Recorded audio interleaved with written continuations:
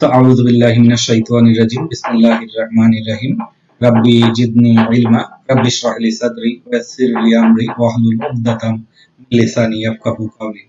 আল্লাহ সুবহানাহু ওয়া তাআলা আমাদের জ্ঞানকে বর্ধিত করে দিন এবং আমরা যে জ্ঞান অর্জন করব সেই জ্ঞানটি যেন অবশ্যই আল্লাহ তাআলাকে খুশি করার জন্যই আমরা কাজে লাগাতে পারি এবং ইনশাআল্লাহ অবশ্যই আল্লাহকে খুশি করার মাধ্যমে আমরা জীবন চলার পথকে যেন আরো সুন্দর করতে পারি, আরো সাফল্যমণ্ডিত করতে পারি, এই কামনা রইল। চলুন আজকে আমরা মূল ট্রেনিং এ চলে যাচ্ছি সরাসরি। হাউ টু লাভ, যে আসলে টাইটেলটা ইআরটিসি দিয়েছে how to love, but total টাইটেলটা হচ্ছে আসলে হাউ টু লাভ ইউর লাভ, যে আসলে আপনি আপনার ভালোবাসাগুলোকে কিভাবে ভালোবাসবেন, সেটা হচ্ছে আজকে মূল টাইটেল। আমি জানি যে জিনিসটা ইনশাআল্লাহ সবার মাঝে একটা আলাদা ফিল আনবে এবং ইনশাআল্লাহ সবার মাঝে অলরেডি অনেকে অনেক ধরনের, যেহেতু ট্রেনিংটার পূর্বে আমাদের একটা রিভিউ দিয়েছিলাম আমাদের ইআরটিসি অনলাইনে, যেখানে দেখেছি যে আমাদের 18 থেকে 24 বা 18 থেকে 25 বছরের হচ্ছে প্রায় অলমোস্ট ম্যাক্সিমাম আমাদের মেম্বার, অর্থাৎ তাদের মনে কিন্তু কাজ করছে অন্য একটা জিনিস, যার জন্য আসলে ভালোবাসাটা কি। আমি সবসময় এই ট্রেনিংটা শুরু করি ছোট্ট একটা গল্প দিয়ে। তো আজকেও ব্যতিক্রম যাব না, আজকেও সেই ছোট্ট স্টোরিটা দিয়ে শুরু করব। আর শুরু করার পূর্বে আসলে আমার খুব স্মরণ হচ্ছে আজকে 2008 থেকে 2012 পর্যন্ত যাদের সাথে ক্যারিয়ারটা কাটিয়েছি, এই ট্রেনিংটা যারা সবচেয়ে বেশি আমাকে অ্যাপ্রিসিয়েশন করেছে এবং ওই টাইমে যারা ট্রেনিংটা করেছেন তারা এখনো অবিরাম ভালোবাসা দিয়ে যাচ্ছেন। আমি কারো নাম বলবো না, যাদেরকে মনে করছি তারা সবাই বুঝতে পারছে। 2008 থেকে 12 আমরা যারা ছিলাম প্রায় 33 হাজার ফ্যামিলি ছিলাম, পিপল ছিলাম আমরা একসাথে। তো সবাইকে আমি আমার ভালোবাসা জানাচ্ছি, শুভেচ্ছা জানাচ্ছি। তোদেরকে বলবো যে আমি তোদেরকে খুব মিস করি, তোদেরকে এখনো ভালোবাসি। জীবন চলার পথে এক একজন এক এক জায়গায় গিয়েছি, অনেকের অনেক দূরত্ব হয়েছে, বাট তোদের সাথে আমার মনের দূরত্ব একদম হয়নি। তোরা এখনো আমার সেই জায়গাতে আছিস। তো তোদের প্রতি আমার ভালোবাসা রইলো, শুভেচ্ছা রইলো, দোয়া রইলো। ইনশাল্লাহ আশা করি কথা হবে, দেখা হবে। ওকে, থ্যাংক ইউ। এবং যারা এক্সিলেন্ট ফাইটার, যারা আমার নতুন বন্ধু হলেন, তাদেরকে ভালোবাসা জানিয়ে শুরু করছি আজকে ট্রেনিংটি। এবং এই ট্রেনিংটি সবসময় কমন একটা স্টোরি দিয়ে শুরু করি। আজকেও এর বিপক্ষে যাব না, আমরা আজকে একটা সুন্দর একটা গল্প দিয়ে শুরু করবো, যে গল্পটি, এবং মনে রাখবেন এই ট্রেনিং এর কিন্তু সবগুলো বিষয়ে নেয়া বাস্তব জীবন থেকে, বাস্তবতা থেকে এবং মানুষের এক্সপেরিয়েন্স থেকে নিয়ে ট্রেনিংটা ক্রমেই তৈরি, এবং ইনশাল্লাহ ডে বাই ডে অনেক আপডেট হয়। নেক্সট টাইম হয়তো বা ইনশাল্লাহ যখন করবো তখন এখান থেকে আরেকটু ডিফারেন্ট কিছু পাবো, এটাই এটার বৈশিষ্ট্য। তো যেটি বলছিলাম যে প্রথম আলোতে ছুটির দিনে একটি ছোট্ট যেটি সাপ্তাহিক একটা ইয়ে দেয়, আমরা জানি সেই ছুটির দিনে আমি একটি স্টোরি পড়েছিলাম। ময়মনসিংহ মেডিকেল কলেজের একজন লিখেছিলেন, এক বোন, যদিও তার সাথে এখন আমার কথা হয়নি, বাট তার কথাটি আমি সবসময় বলে যাই এই ট্রেনিং এ, যে সে একটা গল্প লিখেছিল তার ছোটবেলার একটা অনুভূতি নিয়ে। যে সে যখন ক্লাস 1-এ পড়ে, তো একদিন ক্লাসে গেল। ক্লাস 1-এ সাধারণত ছেলে মেয়ে একসাথে থাকে, কম্বাইন্ড ক্লাস। তো কম্বাইন্ড ক্লাসে সে একদিন ক্লাসে ঢুকলো, ক্লাসের ভিতর ঢুকতে এই ক্লাসের একটা ছেলে ছোট একটা চিরকুট দিল মেয়েটার হাতে। তো মেয়েটা চিরকুটটা হাতে নিয়ে ভেঙে ভেঙে পড়লো, ওখানে লেখা আছে আমি তোমাকে ভালোবাসি। এখন মেয়েটা যখনই চিরকুটটা হাতে পেল, সে হাতে পেয়ে সঙ্গে সঙ্গে চিরকুটটা হাতে নিয়ে যখন কোনো মতে পড়ে বুঝতে পারলো এখানে কি লেখা আছে, সে কান্না শুরু করে দিল। একবার দুই চোখ কসলাতে কসলাতে কাঁদছে কাঁদছে। এই টাইমে ম্যাডাম আসলেন ক্লাসে। ম্যাডাম আসার সাথে সাথে বললো, কি ব্যাপার মামুনি, তুমি কাঁদছো কেন, কি হয়েছে তোমার? তো বললাম, ম্যাডাম ম্যাডাম ওই ছেলেটা আমাকে এটা দিয়েছে, বলে চিরকুটটা ম্যাডামের হাতে দিল। তো ম্যাডাম তো চিরকুটটা করে ম্যাডামটা একটু থ হয়ে গেলেন, কি বলবেন তাকে।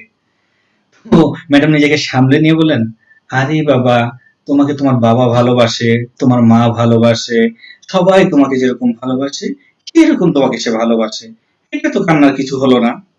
যখন ম্যাডাম মেয়েটাকে এভাবে বোঝাচ্ছিল, ছেলেটি পাশে দাঁড়িয়েছিল। ছেলেটা তখন দৌড়ে এসে বীর পুরুষের মতো বললো, ম্যাডাম ম্যাডাম ম্যাডাম, এই ভালোবাসা সেই ভালোবাসা না।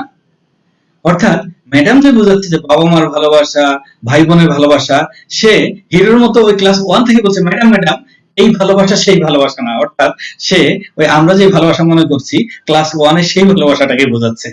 তো আমাদের সবার জন্য সুখের সংবাদ না দুঃখের সংবাদ আমি জানি না, তো আমি বলবো আসলে ওই ছেলেটা যে ভালোবাসা মিন করেছে সেই ভালোবাসা আসলে এই ভালোবাসা না। এই ভালোবাসাটা কত বৃহৎ, কত মহৎ, ইনশাআল্লাহ আমরা জানবো। মহান আল্লাহ পাক রব্বুল আলামিন ভালোবেসে মানুষ সৃষ্টি করেছেন, দিয়েছেন সৃষ্টির সেরার সম্মান। মহান আল্লাহ পাক রব্বুল আলামিন তার ভালোবাসা 99 ভাগ নিজের কাছে রেখে 1 ভাগ বিলিয়ে দিয়েছেন এই মানুষের মাঝে। মহান আল্লাহ পাক রব্বুল আলামিন ভালোবেসে এত বিশ্ব ব্রহ্মাণ্ড সৃষ্টি করেছেন। ভালোবাসায় এত পজিটিভ জিনিস, ভালোবাসা মানে হলো সুখ, শান্তি, আনন্দ। সেখানে ভালোবাসা শব্দটা আমাদের জীবনে কেমন জানি সুখ দুঃখ মিশে একাকার। কারণ বলতে গেলে আমরা যারা আজকে ট্রেনিং করছি, আমাদের প্রত্যেকের জীবনেরই কোনো না কোনো একটা স্যাড স্টোরি আছে এই লাভ বা ভালোবাসা শব্দটাকে ঘিরে। কিন্তু কেন কেন হবে এটা? এই শব্দটা কেন এত মিসগাইডেড হবে? একটু চিন্তা করে দেখুন। কোন কবি ভালোবাসাকে স্বর্গের সাথে তুলনা করছেন, কোন কবি বলছেন ভালোবাসা এই ভালোবাসা সেই, ভালোবাসাকে কত উপরে উঠাচ্ছেন। আবার সেই কবি কখনো কখনো লিখেছে আবার ভালোবাসা মোরে ভিখারি করেছে তোমারে করেছে রানী, রাইট?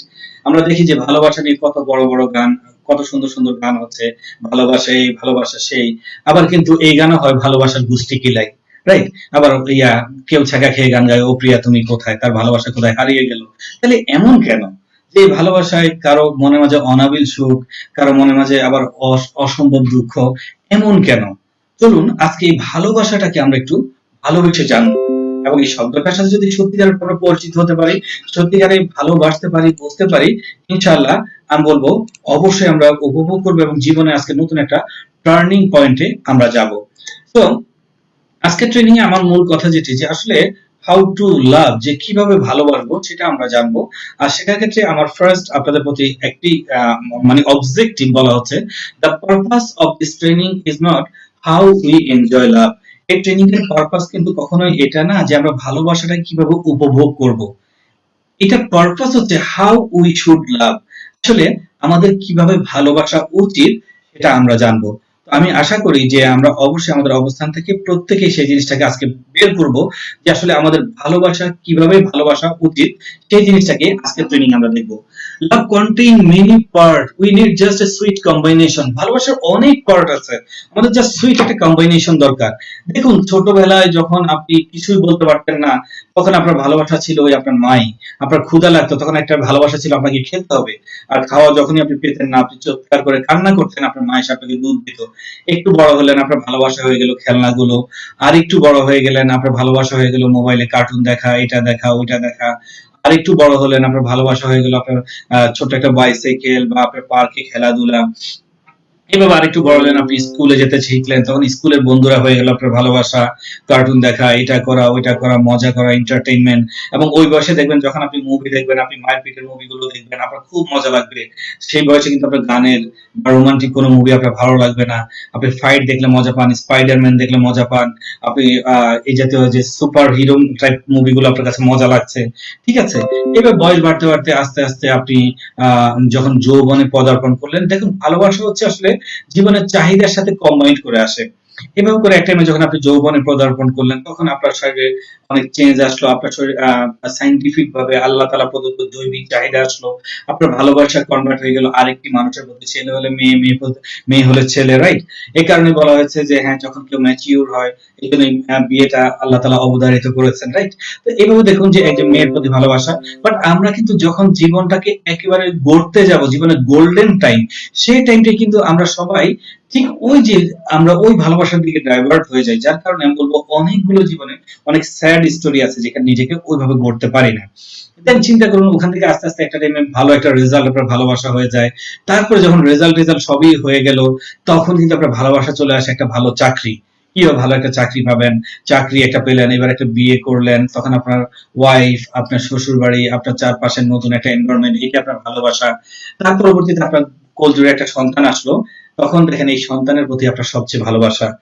আপনি কারো সন্তান ছিলেন, এখন আপনার সন্তান হলো। আর যখনই আপনার সন্তান হলো, তখনই আপনি বুঝতে পারছেন আপনার বাবা মার আপনার প্রতি কত ভালোবাসা ছিল। তখন সেই সন্তানের চেহারা দেখার জন্য আপনি উদ্গ্রীব, সন্তানের মুখে কবে বাবা ডাক শুনবেন, মা ডাক, মা, আপনি মেয়ে হলে মা ডাক শুনবেন।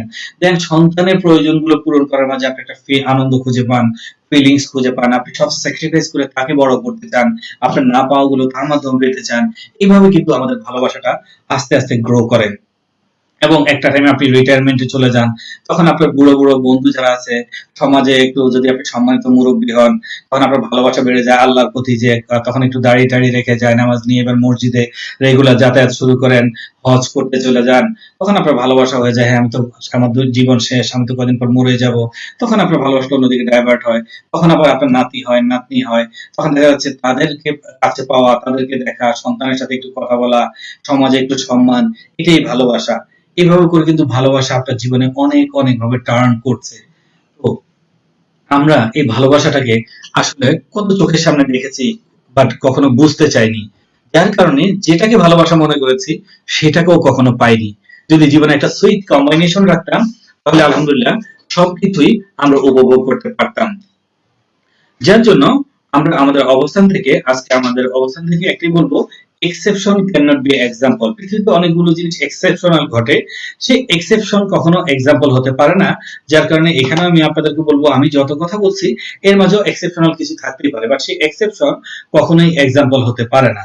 চলুন আমরা চলে যাই, আসলে যে ভালোবাসাটা নিয়ে এত কথা বললাম, তাহলে আসলে ভালোবাসাটা কি? চলুন একটু ভালোবাসাটা আমরা দেখে নিই। দেখুন এখানে বলেছি যে some pain we can not feel or share, কিছু দুঃখ আছে, কিছু কষ্ট আছে যেটা আমরা আসলে কখনো ফিল করতে পারবো না, কখনো আমরা শেয়ার করতে পারবো না। দুটো শব্দ আছে, একটা হচ্ছে সিম্প্যাথি আর একটা হচ্ছে ইমপ্যাথি। সিম্প্যাথি হচ্ছে আমার কোনো ফ্রেন্ড, তার আজকে কোনো একটা দুর্ঘটনা ঘটলো, আমি যে তাকে তখন সান্ত্বনা দেই, দেখ তুই চিন্তা করিস না, সব ঠিক হয়ে যাবে, যত কথাই বলি আমার উপর কিন্তু কিছু আসা যাচ্ছে না, আমি তাকে একটা সান্ত্বনা দিচ্ছি, দ্যাটস কল্ড সিম্প্যাথি। আর এমপ্যাথি হচ্ছে যখন দুর্ঘটনাটা আমার উপর ঘটে যায়, আমি সেটাকে কিভাবে নিই, আমি সেটা একে কিভাবে মূল্যায়ন করি। তো ঠিক এইভাবে some pain we can not feel or share, কিছু দুঃখ আছে, কিছু কষ্ট আছে যেটা আসলে অন্য কেউ কখনো ফিল করবে না, যেটা একান্তই আপনার, যেটা একান্তই আপনার নিজের। অতএব আমি যখন ভালোবাসা শব্দটাকে ভেঙে বলছি, আপনারা কেউ কষ্ট পাবেন না, আমার সাথে থাকুন, ইনশাল্লাহ অবশ্যই এটাকে আমি আপনাদের কাছে প্রুভ করে দেব। কাজী নজরুল ইসলাম অগ্নিবীণে একটা কথা বলেছিলেন, স্বেচ্ছায় নেয়া দুঃখকে ঐশ্বর্যের মতো ভোগ করা যায়। সত্যি অর্থে তাই। একটু দেখুন, আমরা সবাই ভালোবাসা শব্দটা যখনই মনে করছি, দেখুন প্রত্যেকের চোখে কোনো না কোনো চেহারা ভেসে আসছে। হতে সেটা মার হতে পারে, বাবার হতে পারে, সন্তানের হতে পারে, বন্ধুর হতে পারে, আপনি যাকে পছন্দ করেন, ভালোবাসেন, আপনার হতে পারে আপনার স্ত্রীর, হতে পারে আপনার হাজবেন্ডের, কোনো না কোনো চেহারা ভেসে আসছে। এবং সেই ভালোবাসার পুঞ্জীভূত অভিমান, বেদনা বা ক্ষোভ বা একটা কিছু ভেসে আসছে। এই যে ফিলটা, এই যে চেহারাটা আপনি এখন কল্পনা করছেন, এই যে ফেসটাকে আপনি দেখছেন, আপনি চিন্তা করে দেখুন এখন আপনার ভিতরে যে অনুভূতিটা, যে আপনার যে এই অনুভূতিটা পৃথিবীর কেউ বুঝবে না। আপনি ওই ফেসটাকে যখনই মনে করলেন, আপনার ভিতরে যে একটা আলাদা ভালো লাগা কাজ করছে, একটা অন্যরকম ফিলিং হচ্ছে, এই ফিলিংস কিন্তু পৃথিবীর কেউই দিতে পারবে না। এটা একান্তই আপনার সম্পদ, এটা আপনার অর্জন, এটাই আপনার ভালোবাসা। এটা আপনি আপনার ভিতরে সযত্নে লালন করে রাখেছেন। পৃথিবীতে আমরা যতটুকু না ভালোবাসার কথা জানি, তার চেয়ে লক্ষ কোটি গুণ ভালোবাসা বুকে আমরা চেপে রেখে দিয়েছি। প্রত্যেকের বুকেই এরকম অনেক গল্প আছে, অনেক স্টোরি আছে। তো সেগুলোকে সম্মান এবং শ্রদ্ধা রেখে বলছি যে চলুন আমরা টোটাল ট্রেনটা উপভোগ করি। আমি কাউকে আঘাত করবো না, বাট ইনশাল্লাহ আমরা অনেক কিছু জেনে যাব। তো লাভ শব্দটাকে যদি আমরা দিই, LOVE, L for loss, O for of, V for valuable, E for energy, যে লস অফ ভ্যালুয়েবল এনার্জি, অর্থাৎ আমরা যে ভালোবাসাকে চিনি, এই ভালোবাসা শুধুমাত্র আমাদের ভ্যালুয়েবল এনার্জিটাকে নষ্ট করছে। ট্রেনিং এর পূর্বে আজকে অনেকেই আমাকে নক করেছিলেন, অনেকেই তাদের ফিলিংস গুলো শেয়ার করেছেন ট্রেনিং এর পূর্বে। তারা বলেছেন তারা এগারলি ওয়েট করছেন ট্রেনিং করবেন। তো আমি জানি যে অনেকেই এই ট্রেনিংটার জন্য অনেক বেশি উৎফুল্ল ছিলেন, অনেকে হয়তোবা তার ওই অমুককেও বলে রাখছে যে আজকে কইরো, আজকে ভালোবাসা জিনিসটা জানবো। তারা হয়তো মনে মনে অনেক কষ্ট পাচ্ছেন যে হায় হায় রে, কি ভালোবাসা বলতে আসলাম, আর সোহাগ ভাই কি বোঝাচ্ছে, ভাই আমার উপর খেপবেন না, একটু ওয়েট করুন, ইনশাল্লাহ সবাই মিলে দেখুন, লাস্ট পর্যন্ত যদি অপেক্ষা করেন ইনশাল্লাহ আপনার ভালোবাসার জয় হবেই। হয়তোবা অনেকের মধ্যে এরকম চিন্তা এখন ঢুকে গেছে যে আরে বলার চেয়ে না বলাই ভালো ছিল, যে কেন মুখে বললাম দেখতে, কারণ সোহাগ ভাই তো ভালোবাসা একদম গোষ্ঠী উদ্ধার করে দিচ্ছে। প্লিজ সবাই সাথে থাকি, ইনশাল্লাহ আমরা বুঝবো। বলার চেয়ে না বলা ভালো ছিল, যখন কথাটা বলছি আমার খুব কাছের একটা ছোট ভাই, ওর কাছ থেকে একটা কৌতুক শুনেছিলাম জনি, ওর কথাটা আমার মনে পড়ে গেল, আপনার সাথে শেয়ার করি। আজকে ট্রেনিং আসলে আমরা খুব এরকম অনেকগুলো স্টোরি শেয়ার করব, যেহেতু আসলে আনন্দের সাথে আমরা কিছু শিখতে চাইবো এই কারণে। তো স্টোরিটা হচ্ছে এরকম যে কোন একটা ছেলে ওই নদীতে গেছে গোসল করতে, গোসল করতে তার পায়ের সাথে কিছু একটা বাঁধলো, তো একটা ঝিনুক সে উদ্ধার করলো। তো ঝিনুকটা যখনই খুললো, ভিতরে একটা মুক্তা পেলো। সবাই বললো এই এটা খুব দামি জিনিস, এটা মুক্তা তুমি পেয়েছো, তুমি তো অনেক ভাগ্যবান, এই সেই, তার কাছে অনেক ভালো লাগে কাজ করলো। তো ঝিনুকটার ভিতরে যেতে একটু কাদা ময়লা টয়লা লেগেছিল, সে ভাবলো যে এটা মুখটা একটু পরিষ্কার করে নিই, নদীর পানিতে কি করলো, ঝিনুকটাকে একটু ভালো করে নাড়া দিল, নাড়া দেওয়ার সাথে সাথে ভিতরের মুক্তাটা পানির নিচে পড়ে গেল। যখন সে উঠালো দেখলো তার মাঝে তো মুক্তাটা আর নেই। তার তো মনটা অনেক খারাপ হয়ে গেল, কত দামি জিনিস জানি হারালাম, এখন কি হবে, এখন কি হবে। তার মনটা খুবই খুবই খারাপ হয়ে গেল, বিষণ্ণ হয়ে গেল। এবং বিষণ্ণ হতে হতে ঘরে আস্তে আস্তে সে একটা কথা বারবার বলছিল, ইস, ধোয়ার চেয়ে না ধোয়া ভালো ছিল, ধোয়ার চেয়ে না ধোয়া ভালো ছিল, কেন যে ধুলাম, ধোয়ার চেয়ে না ধোয়া ভালো ছিল, ধোয়ার চেয়ে না ধোয়া ভালো ছিল। এরকম দুঃখ করতে করতে সে বাড়িতে আসলো। বাড়িতে আসার পর তার মা তাকে যাই বলে সে একটা কথাই ঘুরে ফিরে বলে, ধোয়ার চেয়ে না ধোয়া ভালো ছিল, ধোয়ার চেয়ে না ধোয়া ভালো ছিল, ধোয়ার চেয়ে না ধোয়া ভালো ছিল, কেন যে ধুইলাম। মা তো খুব টেনশনে পড়ে গেছে, হায় হায় আমার ছেলের এটা কি অসুখ হলো, ছেলে খায় না দায় না, খালি বলে ধোয়ার চেয়ে না ধোয়া ভালো ছিল। তখন তার মা একজন ডাক্তারকে ডাকলেন, গ্রাম্য ডাক্তারকে ডাকলেন। ডাক্তারকে ডেকে বললেন, ডাক্তার দেখেন তো আমার ছেলের কি রোগ হলো, খায় না দায় না, খালি বলে ধোয়ার চেয়ে না ধোয়া ভালো ছিল, ধোয়ার চেয়ে না ধোয়া ভালো ছিল। তো ডাক্তার সব বুঝলেন, বুঝে শুনে ডাক্তার সাহেব একটা ওষুধ দিলেন, বললেন এটা যদি খায় আজকে রাতের মধ্যেই, আজকে দিনের মধ্যে সে ঠিক হয়ে যাবে আশা করি। তো ডাক্তার খুব ওষুধটা দেওয়ার পর তার মাও খুশি হয়ে গেল, তাকে ওষুধটা খাইয়ে দিল। এখন ডাক্তার যখন ভিজিট চাইলো, তার মা বললো কয় টাকা, ডাক্তার বললো 300 টাকা। তো বললো গ্রাম অঞ্চলে তো 50 টাকা 100 টাকা নেয়, আপনি এত টাকা নিবেন? তো বলতো ওষুধটা অনেক দামি, অসুখটা অনেক বড়, যার কারণে এটা 300 টাকা লাগবে। তো তার মা বলতেছে আমার কাছে 100 টাকাই আছে, আপনি 200 টাকা পরে নিয়েন। তো ডাক্তার বুদ্ধি করে ভাবলো যে 100 টাকা যদি দিয়ে দেয়, পরে যদি 200 টাকা না দেয়। তো ডাক্তার বললো ঠিক আছে, এক কাজ করেন, ওষুধটা খেলে তো কালকে আপনার ছেলে ভালো হয়ে যাবে, আমি কালকে এসে নাহলে একসাথে 300 টাকা নেবো, 100 টাকা আপনি রেখে দেন, 100 নিবো না, একসাথে 300 টাকাই নিবো, আগামীকাল আসবো আমি। তো তার মা বললো ঠিক আছে, আমি তাহলে অ্যারেঞ্জ করে রাখবো। তো ঠিক ডাক্তার চলে গেল, ছেলেটা ওষুধ খেয়ে বিকেলের দিকে সুস্থ হয়ে গেল। সুস্থ হওয়ার পর সবাই তো অবাক, হ্যাঁ সুস্থ হয়ে গেছে, ভালো হয়ে গেছে, ভালো হয়ে গেছে। তো সবাই যখন ভালো হয়ে গেছে, সুস্থ হয়ে গেছে বলছে, তখন ছেলেটা তার মাকে বললো, মা আমার কি হয়েছে? সবাই বলে আমি সুস্থ হয়েছি, ভালো হয়েছে, আমার কি হয়েছিল, কি হয়েছিল মা? মা তো বলে না, বলে না, বলে না। তো এক টাইমে মা বাধ্য হয়ে রাতের বেলা বলেই ফেললো, আরে বাবা তুই তো নদীতে গিয়েছিলি, গিয়ে একটা ঝিনুক পাইছিলি, ঝিনুকের মধ্যে একটা মুক্তা ছিল, মুক্তাটা ধুইতে যায় পড়ে গেছে, তুই পাসনি, তারপর তুই খালি বলতি ধোয়ার চেয়ে না ধোয়া ভালো ছিল। আবার ছেলেটা মনে পড়ে গেলো, হায় হায় রে কত সুন্দর একটা মুক্তা পেয়েছিলাম, হায় হায় রে ধোয়ার চেয়ে না ধোয়া ভালো ছিল, ধোয়ার চেয়ে না ধোয়া ভালো ছিল, ধোয়ার চেয়ে না ধোয়া ভালো ছিল।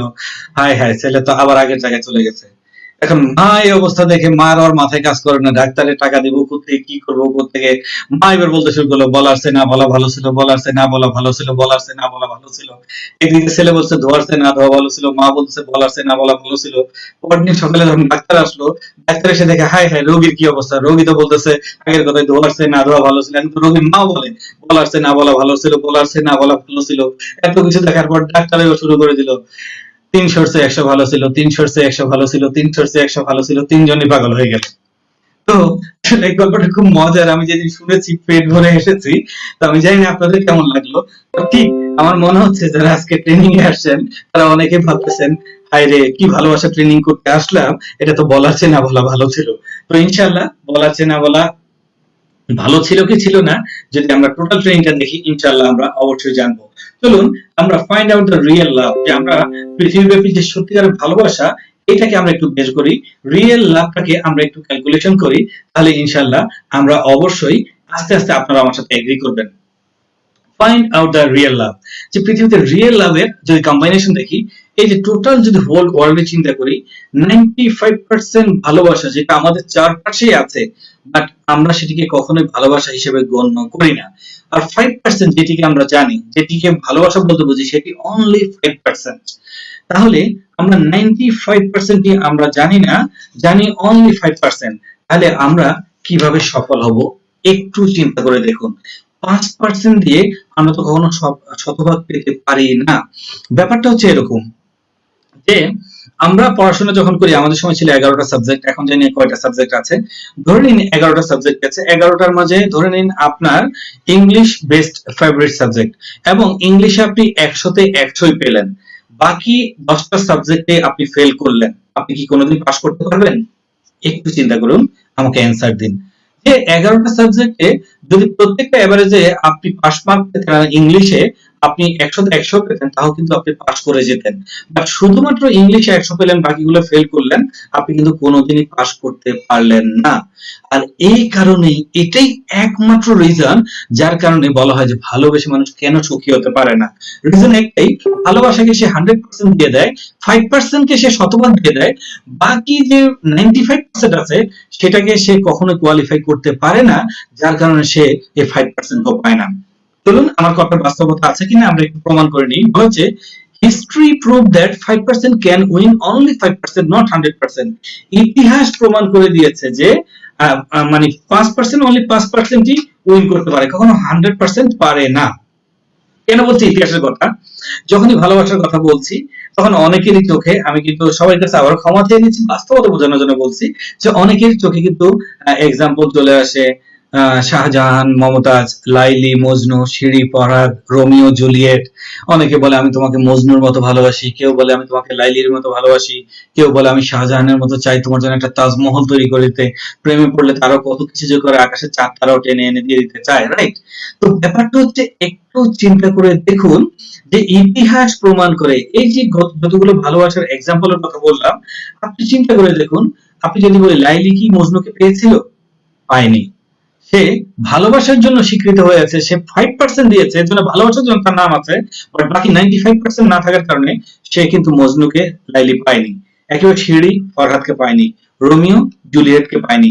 আর শাহজাহান, মমতাজ, এটার হিস্ট্রি তো মোটামুটি আমরা জানি।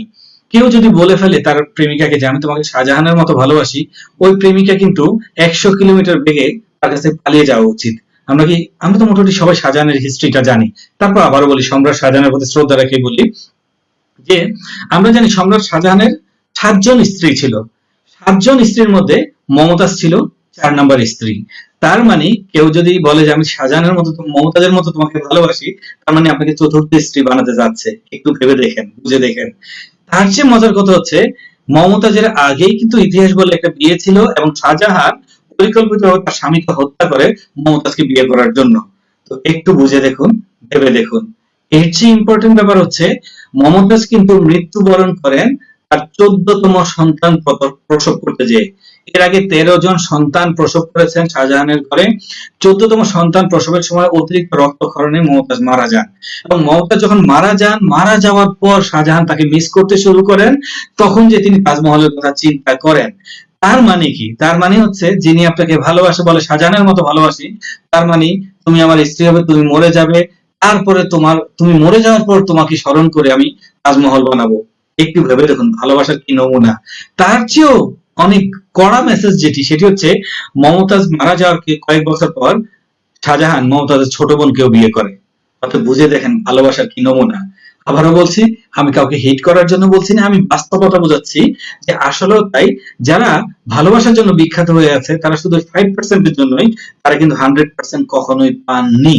অতএব একটা কথা আমি একটা মুভি থেকে শিখেছিলাম, love is part of life but not heart of life. মুভিটা আমাকে খুবই টাচ করেছিল, অনেক আগের মুভি, হিন্দি একটা মুভি, কে আয়ে হি প্যার হে। পারলে মুভিটা দেখবেন, লাইফের জন্য অনেক মেসেজ আছে মুভিতে, কে আয়ে হি প্যার হে। তো সেখানে একটা কথা, লাস্ট গোটা ছবির একটি মেসেজ, যে love is part of life but is not heart of life. যে এটা জীবনের একটা পার্ট হতে পারে, বাট এটা জীবনের হার্ট হতে পারে না। যে এটাই জীবনের সবকিছু, এটা না হলে কোনো কিছু হবে না। কখনো যেন এইভাবে না ভাবি, আমরা যেন অবশ্যই এটা লাইফের একটা পার্ট ভাবি।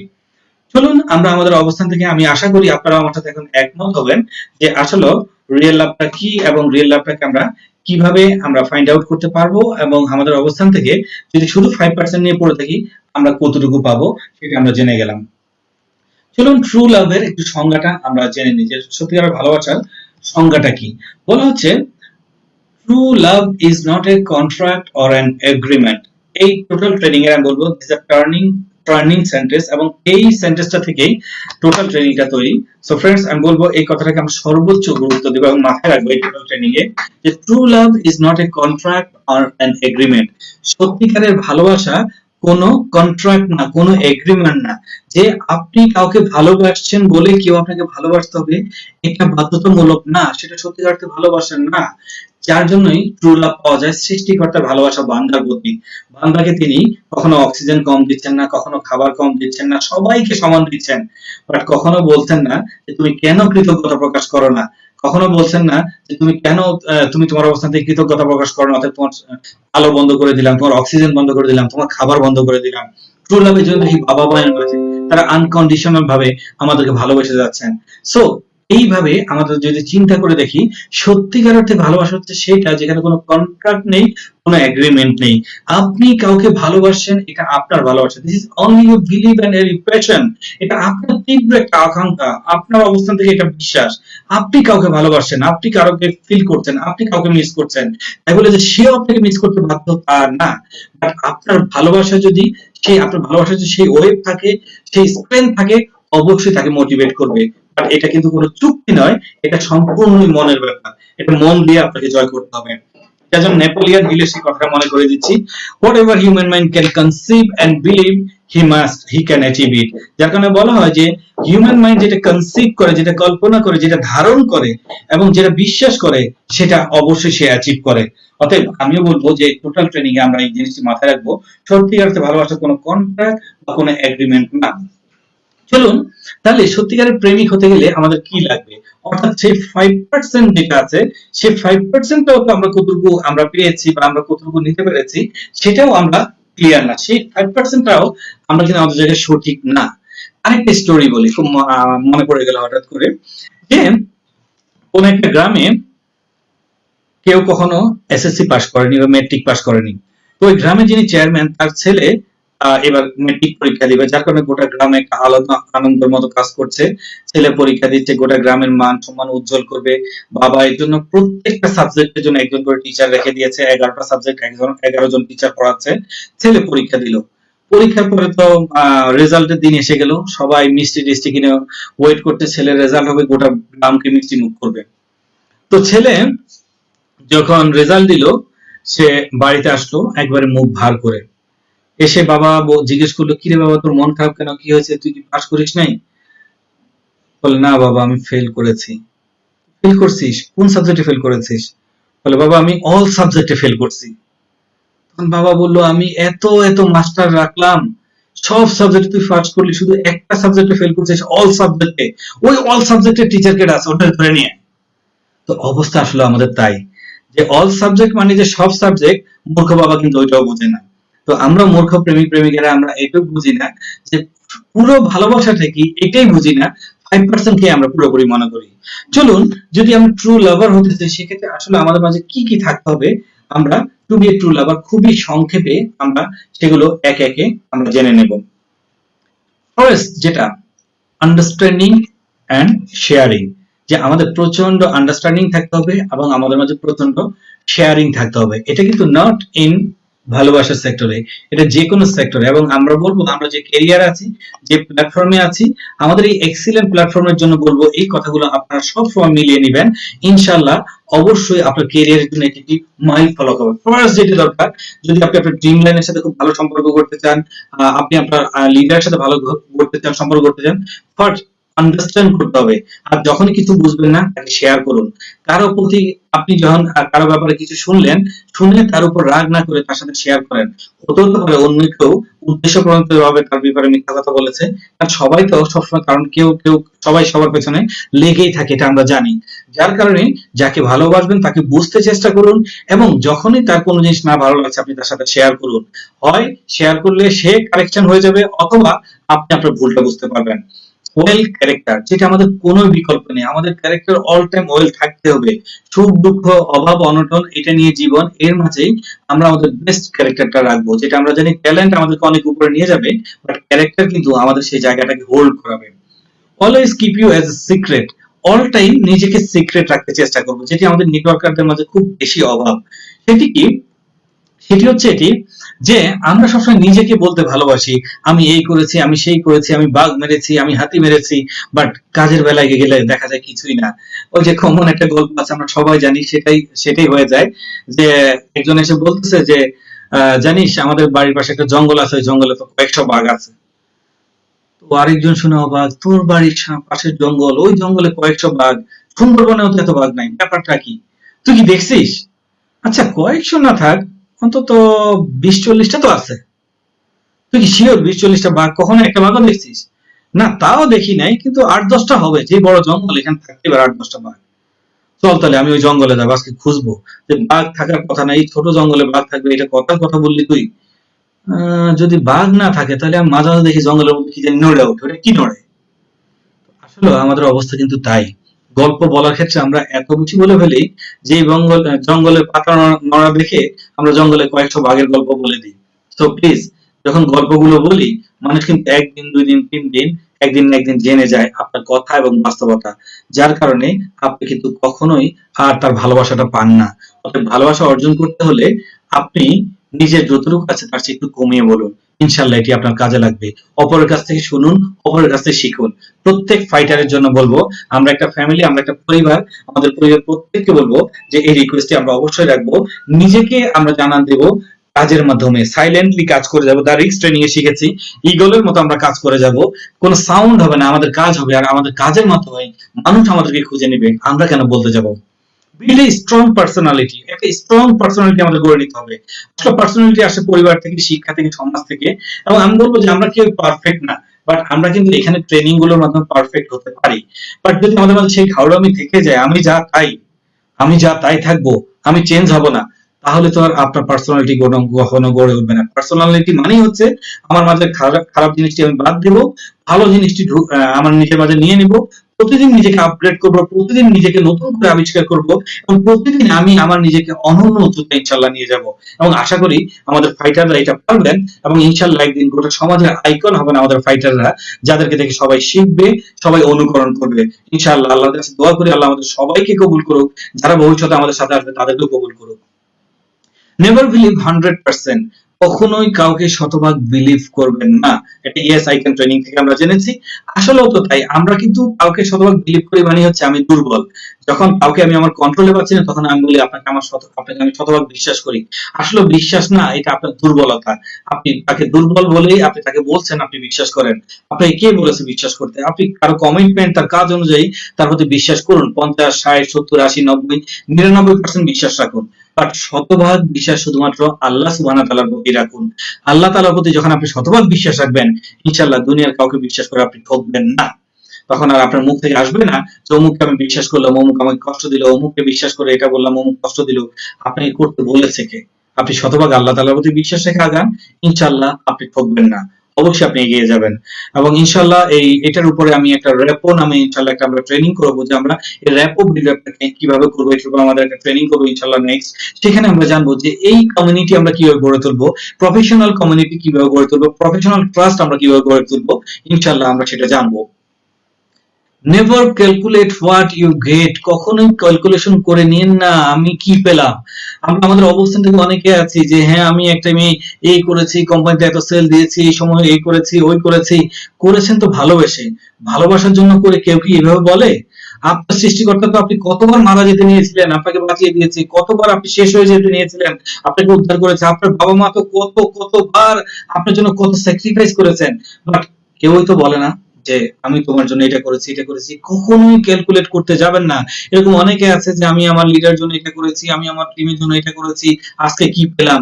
ভাই, ক্যালকুলেশন করা মানে হচ্ছে হিসাব চুকিয়ে ফেলা। শুধু ভালোবেসেই যান, দেয়ার মালিক আল্লাহ, ইনশাল্লাহ পেয়ে যাবেন। একটা জীবনে মানুষ ইতিহাস পড়তে অন্তত 10 বছর, 15 বছর, 20 বছর লেগে থাকতে হয়। 5-7 বছরে কেন হিসাব টানতে যান? একটা জীবনে তো মানুষ একটাই ইতিহাস হতে পারে। দেন না 5 বছর, 10 বছর, 15 বছর, 20 বছর ভালোবেসে যান, ইনশাল্লাহ পৃথিবী আপনাকে রিকগনাইজ করবে। আজকে পৃথিবীর যে বিখ্যাত ব্যক্তিগুলোকে আমরা চিনি গত 5 বছর, 10 বছর ধরে, আর তারা কিন্তু গত 25-30 বছর ধরে ওই একটা সেক্টরে খেলে যাচ্ছেন। 30 বছর পরে এসে আজকে গোটা দুনিয়াবাসী তাদেরকে চিনছেন। তো ঠিক আছে, ঠিক একইভাবে বলবো ইনশাল্লাহ আমাদের ফাইটাররা ইনশাল্লাহ 2025-এর পর আমি জানি কয়েক হাজার আমাদের আজকে ফাইটার, যাদেরকে মানুষ চিনবে, শ্রদ্ধা করবে। 2030-এ লক্ষ লক্ষ ফাইটারকে গোটা পৃথিবী সম্মান করবে, শ্রদ্ধা করবে। ইনশাল্লাহ আমরা সেভাবে এগিয়ে যাব।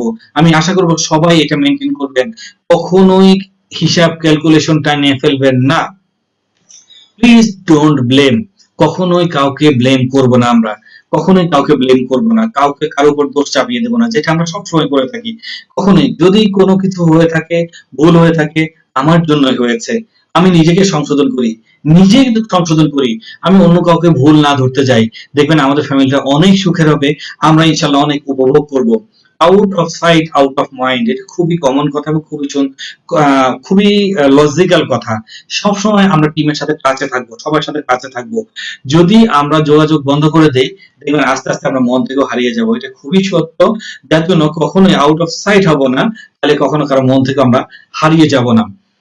মনে রাখবেন, remember you love somebody only for you. এটা হচ্ছে আসলে, এটা কথাটা অনেক তিতা, বাট কথাটা বাস্তব, যে আসলেও তাই। আপনি কাউকে ভালোবাসেন শুধু আপনারই জন্য, আর কারো জন্য না। আপনারই জন্য আপনি কাউকে ভালোবাসেন, সেটা হোক আপনার টিম মেম্বার, হোক আপনার লাভিং ওয়ান, হোক আপনার সন্তানটা, হোক আপনার প্যারেন্টস, যে কেউ, আপনি আপনার জন্যই ভালোবাসেন। অতএব যেহেতু আপনারই জন্য ভালোবাসেন, অতএব আপনাকে কিন্তু বেস্ট স্যাক্রিফাইসটা করতে হবে, আপনি কিন্তু আন্ডারস্ট্যান্ডিং রাখতে হবে, আপনি কিন্তু সেই সেতু বন্ধনটা রক্ষা করতে হবে।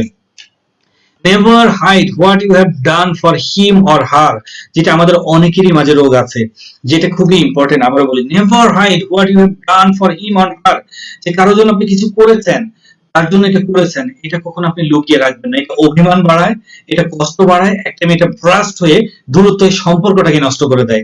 অর্থাৎ ধরে নিন, আপনি কারোর জন্য একটা কিছু করেছেন, আপনি একদিন করেছেন, 2 দিন করেছেন, 3 দিন করেছেন, আপনি কারোর জন্য রাতের পর রাত জেগে থেকেছেন, কারোর জন্য অনেক দোয়া করেছেন, কাউকে অনেক মিস করেছেন, কারো আপনি অনেক বড় ফ্যান, বাট সে কিন্তু জানে না। যার কারণে একদিন তার সামনে গিয়ে তার সাথে আপনি একটা কথা বললেন, যে কথা বলে আপনি সেই রকম উত্তর পেলেন না। তখন আপনার মনে মনে হলো, হায় রে, আমি তোমাকে এত ফিল করি, তোমার জন্য আমি এটা করলাম, তোমার জন্য এটা করলাম, আর তুমি আমাকে পাত্তাই দিলে না, তুমি আমার সাথে কথাই বললো না ঠিক মতো। হয়তো বা তিনি ওই টাইমে অন্য কোনো ব্যস্ত ছিলেন, অথবা আপনার ভিতরে কি হচ্ছে সে তো জানে না, আর না জানলে সে কিভাবে আপনাকে সেই গুরুত্বটা দিবে। তখন আপনি উল্টা বলেন, হ্যাঁ অমুকের ভাব বেশি, এই হলো সে হলো, তখন আপনার রিয়াকশনটা চলে আসে, তার উপর ব্লেম আকারে চলে আসে। ব্রাদার এন্ড সিস্টার, বর্তমান সময়টা এরকম। ওই আমাদের এমডি স্যার একটা কথা বলে, আমি তার জিন পালি না, যে কার মধ্যে কি আছে আমি জানবো। আমার কথাটা খুব মজা লাগে, আসলে স্যারের প্রতিটা কথা খুব মজা লাগে, যে আসলে তো তাই, তুমি তার জিন পালে না। তো ঠিক একইভাবে বলবো, আমরাও তার জিন পালি না, যে আমরা তার ভিতরে কি আছে আমরা জানবো। যার জন্য কারোর জন্য কিছু করলে এটা আমরা ফ্ল্যাশ করতে হবে। মনে রাখবেন, জীবনটা বাংলা সিনেমার না, যে আমি এটা বাস্তবতা বোঝানোর জন্য এক্সাম্পল দিচ্ছি, ছবিকে ছোট করে না। আমরা ছোটবেলায় অনেক ছবি দেখতাম, রাইট, যে নায়ক অ্যাক্সিডেন্ট করেছে, অ্যাক্সিডেন্ট করে হসপিটালে আছে, তার রক্ত প্রয়োজন, তার একটা কিডনি ড্যামেজ হয়ে গেছে, কেউ তাকে রক্ত দিচ্ছে না, এমন রক্তের গ্রুপ আরোই নেই, একটা নায়িকারই আছে। নায়িকা গোপনে গিয়ে নায়ক রক্ত দিয়ে দিল, নায়িকার একটা কিডনি নায়ককে দিয়ে দিল, দেন নায়ক সুস্থ হয়ে গেল। নায়ক হচ্ছে অনেক বড় লোকের ছেলে, নায়িকা হচ্ছে অনেক গরিবের মেয়ে। একদিন নায়ক নায়িকাকে অপমান করলো, অপমান করে তাড়িয়ে দিল, বললো, যা তুই দূর হয়ে যা আমার বাড়ি থেকে, এই সেই, তুই ছোট লোক, আমাকে কিভাবে ভালোবাসিস, আমি এই সেই, কত কথা যেটা ছবিতে ডায়লগ হয়। এরকম ডায়লগ যখন চলছে, নায়িকা তখন এক কোণায় দাঁড়িয়ে চুপ চুপ করে কাঁদছে, তাও কিছু বলছে না। তখন পিছন থেকে দিলদার দৌড়ে আসলো, দিলদার পৃথিবীতে চলে গেছে, আল্লাহ তাকে জান্নাতবাসী করুক। বাট বাস্তবতা বোঝানোর জন্য বলছি, দিলদার এসে বলছে, ওরে তুই কাকে গালি দিচ্ছিস, তুই কি জানিস এই সেই, যে তোর জন্য তুই যখন মুমূর্ষু ছিলি, তোকে যখন রক্ত দেওয়ার কে ছিল না, সেই তোকে রক্ত দিয়েছে, এই সেই, তুই জানিস যার একটা কিডনির কারণে তুই আজকে বেঁচে আছিস, তুই কাকে অপমান করছিস, তুই কাকে কষ্ট দিচ্ছিস, তুই কি জানিস সে একটা মানুষ নয়, সে একটা ফেরেশতা। নায়ক তো তখন চোখ দিয়ে টল টল করে পানি পড়ছে, নায়িকাও কাঁদছে, ওগো তুমি সেই, যে আমার জন্য এত কিছু করেছো, আমাকে মাফ করে দাও, ক্ষমা করে দাও। সুন্দর করে একে অপরকে বুকে জড়িয়ে দিল, টেন টেন টেন, ছবি সমাপ্ত হয়ে গেল। আসলে তাই গল্পটা আমি এজন্য বলি নাই কি ঘটলো, গল্পটা আমি এই কারণে বলছি, ব্রাদার এন্ড সিস্টার, বাস্তব জীবনে কিন্তু কোনো দিলদার নেই, আমাদের জীবনে কিন্তু কোনো দিলদার নেই, ওরকম কেউ নেই সে বলবে যে তোমাকে অমুক এত মিস করে, বা তোমার জন্য সেই স্যাক্রিফাইস করেছে। যার জন্য আপনাকে আপনাকেই বলতে হবে, আপনি কার জন্য কতটুকু করেছেন, যেহেতু করতে পেরেছেন আপনাকে বলতে হবে। আর যখন বলবেন তখন তার মাঝেও ফিলিংসটি আসবে, আর যখন ফিলিংসটি আসবে তখনই তো আপনি তার কাছ থেকে সেই ফিডব্যাকটা পাবেন। আমি আশা করি সবাই বুঝেছি, এবং সবাই ইনশাআল্লাহ এটাকে অ্যাপ্লাই করব। সবাই, আমি আশা করি সবাই আমার সাথে আছেন, এবং আলহামদুলিল্লাহ সবাই বুঝতে পারছেন আমি যে মেসেজটি দেওয়ার চেষ্টা করছি। যদি আসলে আমি খুব টেনে টেনে যাচ্ছি, কিছু করার নেই, কারণ আমাদের ট্রেনিংটা আমি চাই খুব শর্টেস্ট টাইমে শেষ করব। তারপর আমি আশা করি যে সবাই আলহামদুলিল্লাহ বুঝতে পারছেন, এবং সবাই আমার সাথে আছেন, সবাই উপভোগ করছেন। চলুন আমরা দেখে নিব what's the way of love, ভালোবাসার রাস্তাও আছে, যে কোন রাস্তা গেলে আসলে ভালোবাসাটাকে পাওয়া যায়, সেটা আমাদের জানাটা অনেক বেশি জরুরি। মনে রাখবেন, এই এই এই স্লাইডটা আমরা মিস করব, কারণ এখানে সেলেন ডিওনের একটা গান আমরা ইউজ করি, that's the way it is. তো যেহেতু আজকে ওটা ইউজ করছি না, যে সংখ্যায় বলছি, এটি ভালোবাসার রাস্তা হচ্ছে একমাত্র বিশ্বাস। ঠিক আছে, যখন আপনি সারেন্ডার করবেন না, আত্মসমর্পণ করবেন না, আপনি যখন বিশ্বাস রাখবেন, যখন ছেড়ে দিবেন না, ইনশাআল্লাহ আপনি সফল হবেনই। আশা করব আমরা সেই ওয়েটাকে ফলো করব। চলুন find out the real love. চলুন এবার আমরা বের করে নিই তাহলে রিয়েল লাভ কোথায় আছে, সে ফাইন্ড আউট করে নিই। সবার কাছ থেকে আমি জানতে চাচ্ছি যে আসলে তাহলে রিয়েল ভালোবাসাটা কোথায় আছে। যে এত কিছু বললাম, 5% নিয়ে অনেক কথা বললাম, তাহলে সেই রিয়েল লাভটা কোথায়, বাকি 100% লাভের বাকি লাভটুকু কোথায় আছে। চলুন আমরা সেই রিয়েল লাভটাকে একটু সবার অবস্থান থেকে খুঁজে নিই। 5% নিয়ে এত কথা বললাম, তাহলে বাকি 90% কোথায়? Where is another 95%? তাহলে বাকি 95% কোথায় একটু চিন্তা করুন। আমি জানি বাকি 95% অনেকেই বুঝে গেছে। হতে পারে সেটি আমাদের সন্তান, হতে পারে সেটি আমাদের ক্যারিয়ার, হতে পারে সেটি আমাদের সমাজ, হতে পারে সেটি আমাদের দেশ, হতে পারে আমাদের সৃষ্টিকর্তা, হতে পারে আমাদের প্যারেন্টস। একই একেবারে অবস্থান থেকে আসলে আমরা চিন্তা করছি। আসলেও তাই, আমরা একটা জায়গায় আজকে কমিটেড হয়ে গেলাম যে সত্যি অর্থে তাই, যে 5% কে যদি আমি স্বীকৃতি দিতে চাই, ওই একইভাবে 11টা সাবজেক্টে যদি একটা সাবজেক্টে ইংলিশে পাস করেছি, এই পাসটাকে আমি স্বীকৃতি দিতে গেলে বাকি 10টা সাবজেক্টও আমাকে পাস করতে হবে। অতএব 5% কে স্বীকৃতি দিতে গেলে আমাকে বাকিগুলোকেও স্বীকৃতি দিতে হবে, বাকিগুলোকেও আমার এভারেজে অন্তত পাস করতে হবে। তো ইনশাআল্লাহ যদি সেটা করতে পারি, তখনই আমরা সফল হব, তখনই আমরা আমাদের সত্যিকারের ভালোবাসা আমরা গেইন করতে পারবো। তো ফ্রেন্ডরা কি আমার সাথে আছেন? আমি অনেকক্ষণ আমরা কথা বললাম, এর জন্য ফিরে আসলাম আবার আপনাদের মাঝে। আমি জানি আপনাদের মনের অনুভূতিটা কি, অনেকে অনেক ভাবে নিচ্ছেন, ভাবছেন যে আসলে কি ভাবলাম, কি হলো, কি হচ্ছে। যে আসলে এরকমই, জীবনটা এরকম। আর ইনশাআল্লাহ আমরা বলবো আমরা ট্রেনিং এর যে পর্যায়ে আছি, ইনশাআল্লাহ আরেকটু ওয়েট করুন। ইনশাআল্লাহ আগামী নেক্সট হয়তো 20 to 25 মিনিটস আমরা টোটালটা ক্লিয়ার হয়ে যাব, এবং ইনশাআল্লাহ আমরা সত্যিকারের ভালোবাসা পাবো। আমি জানি অনেকেই ওনাদের মাঝে নিজের মাঝে কাজ করছে, যে এখনো বলতেছেন ভালোবাসা পাবো, ভালোবাসা তো গোষ্ঠী উদ্ধার করে দিলেন, ভাঙ্গা চুরে শেষ করে দিলেন, তারপরেও কিভাবে সম্ভব? আসলে তাই। আরেকটা মজার একটু কৌতুক শেয়ার করি, যেটি আপনাদের সাথে ভালো লাগবে।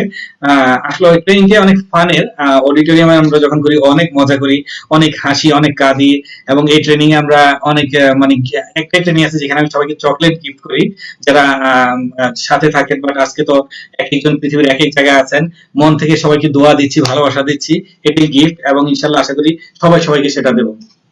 তো কৌতুক হচ্ছে এরকম যে এক গ্রামে, আমরা তো জানি যারা মুসলমান ফ্যামিলিতে জন্মগ্রহণ করেছি, ছোটবেলায় ছেলে যারা আছি সবার মুসলমানই হয়। তো ঠিক একইভাবে সুন্নাত সবাই করা হয়, এবং সাইন্টিফিক্যালিও প্রুফ যে এটা অনেক ইম্পর্টেন্ট একটা পুরুষ মানুষের জন্য। তো ঠিক এক গ্রামে একটা ছেলে যার বয়স 10 থেকে 12 বছর, তার মুসলমানি করাবেন তার বাবা।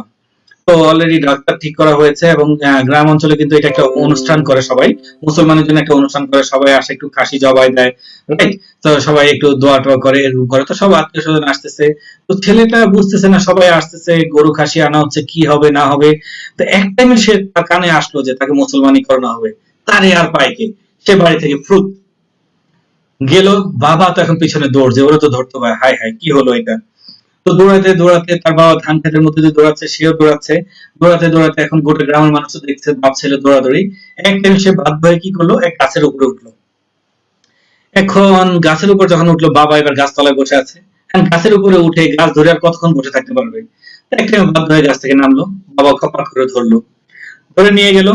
সে তো অনেক কান্না, গোটা গ্রামের মানুষ বলছে আরে কিছু না, হাসো না, কাঁদো না, কাঁদো না, এই সেই। সবাই তো অনেকে মুচকি মুচকি হাসছে, তার তো লজ্জায় অপমানে তার যে কি খারাপ লাগতেছে। তো তাকে নেওয়া হলো, লাস্ট কান্নাকাটির মধ্যে জোর করে তাকে মুসলমানি করানো হলো। মুসলমানি করানোর পর সবাই যায়, একটু দেখে, কিছু টাকা পয়সা দেয়, যেটা গ্রাম অঞ্চলে হয় আর কি, সে তারটাও তাই হচ্ছে। তাকে সবাই টাকা দিচ্ছে, আর বলছে বাবা কাঁদো না, কাঁদো না, ইনশাল্লাহ ঠিক হয়ে যাবে। তো এরকম এক আত্মীয় এসে বলতেছে, ছি ছি বাবা, তোমার বয়স 12 বছর হয়ে গেছে, তুমি এখনো কাঁদতেছো, তোমার একটা মান সম্মান আছে না? এই বয়সে কেউ এরকম কাঁদে নাকি? লজ্জা শরমের ব্যাপার আছে না, মান সম্মান আছে না, কাঁদো না বাবা। তখন ছেলেটা খেপে গেল, মান সম্মানের কথা বলতেছেন? গোটা গ্রামের মানুষের মধ্যে আমাকে দৌড়ায় দৌড়ায় দৌড়ানি দিল, আমি গাছে উঠলাম, সেই গাছ থেকে আমার নামাইলো, আমার ধরে নিয়ে আসলো, আমার প্যান্ট খুললো, আমার ওখানে কেটে দিল, কেটে দিয়ে ব্যান্ডেজ করে দিয়ে আমার লুঙ্গি পরে আমার দুই পা দুই দিকে ঝুলে রাখলো, আর তোমরা সবাই এসে আমার এখন টাকা দিয়ে যাচ্ছ। এত কিছু ঘর পড়া বলে আমার মান সম্মান আছে? আসলে তাই, ওর মান সম্মান থাকে কোন জায়গায় বলেন? তো ঠিক একইভাবে যে সোহাগ ভাই ভালোবাসার কথা বললো, আমরাও আসলাম ভালোবাসার ট্রেনিং করতে, এসে ভালোবাসাটা যেভাবে চুরমার করে দিল, তারপরে বলে ভালোবাসা নাকি আছে। প্লিজ বিশ্বাস রাখুন, আমার সাথে থাকুন, ইনশাল্লাহ। আমি এখনো বলছি যে ভালোবাসা আছে, এবং ইনশাল্লাহ ভালোবাসা পাবেন, ইনশাল্লাহ ভালোবাসা উপভোগ করবেন। তো আমি আশা করি ইনশাল্লাহ সবাই আমার সাথে আছেন। চলুন, হোয়ার ইজ অ্যানাদার 95%, আমরা খুঁজবো আমাদের সেই অ্যানাদার 95% কোথায় আছে?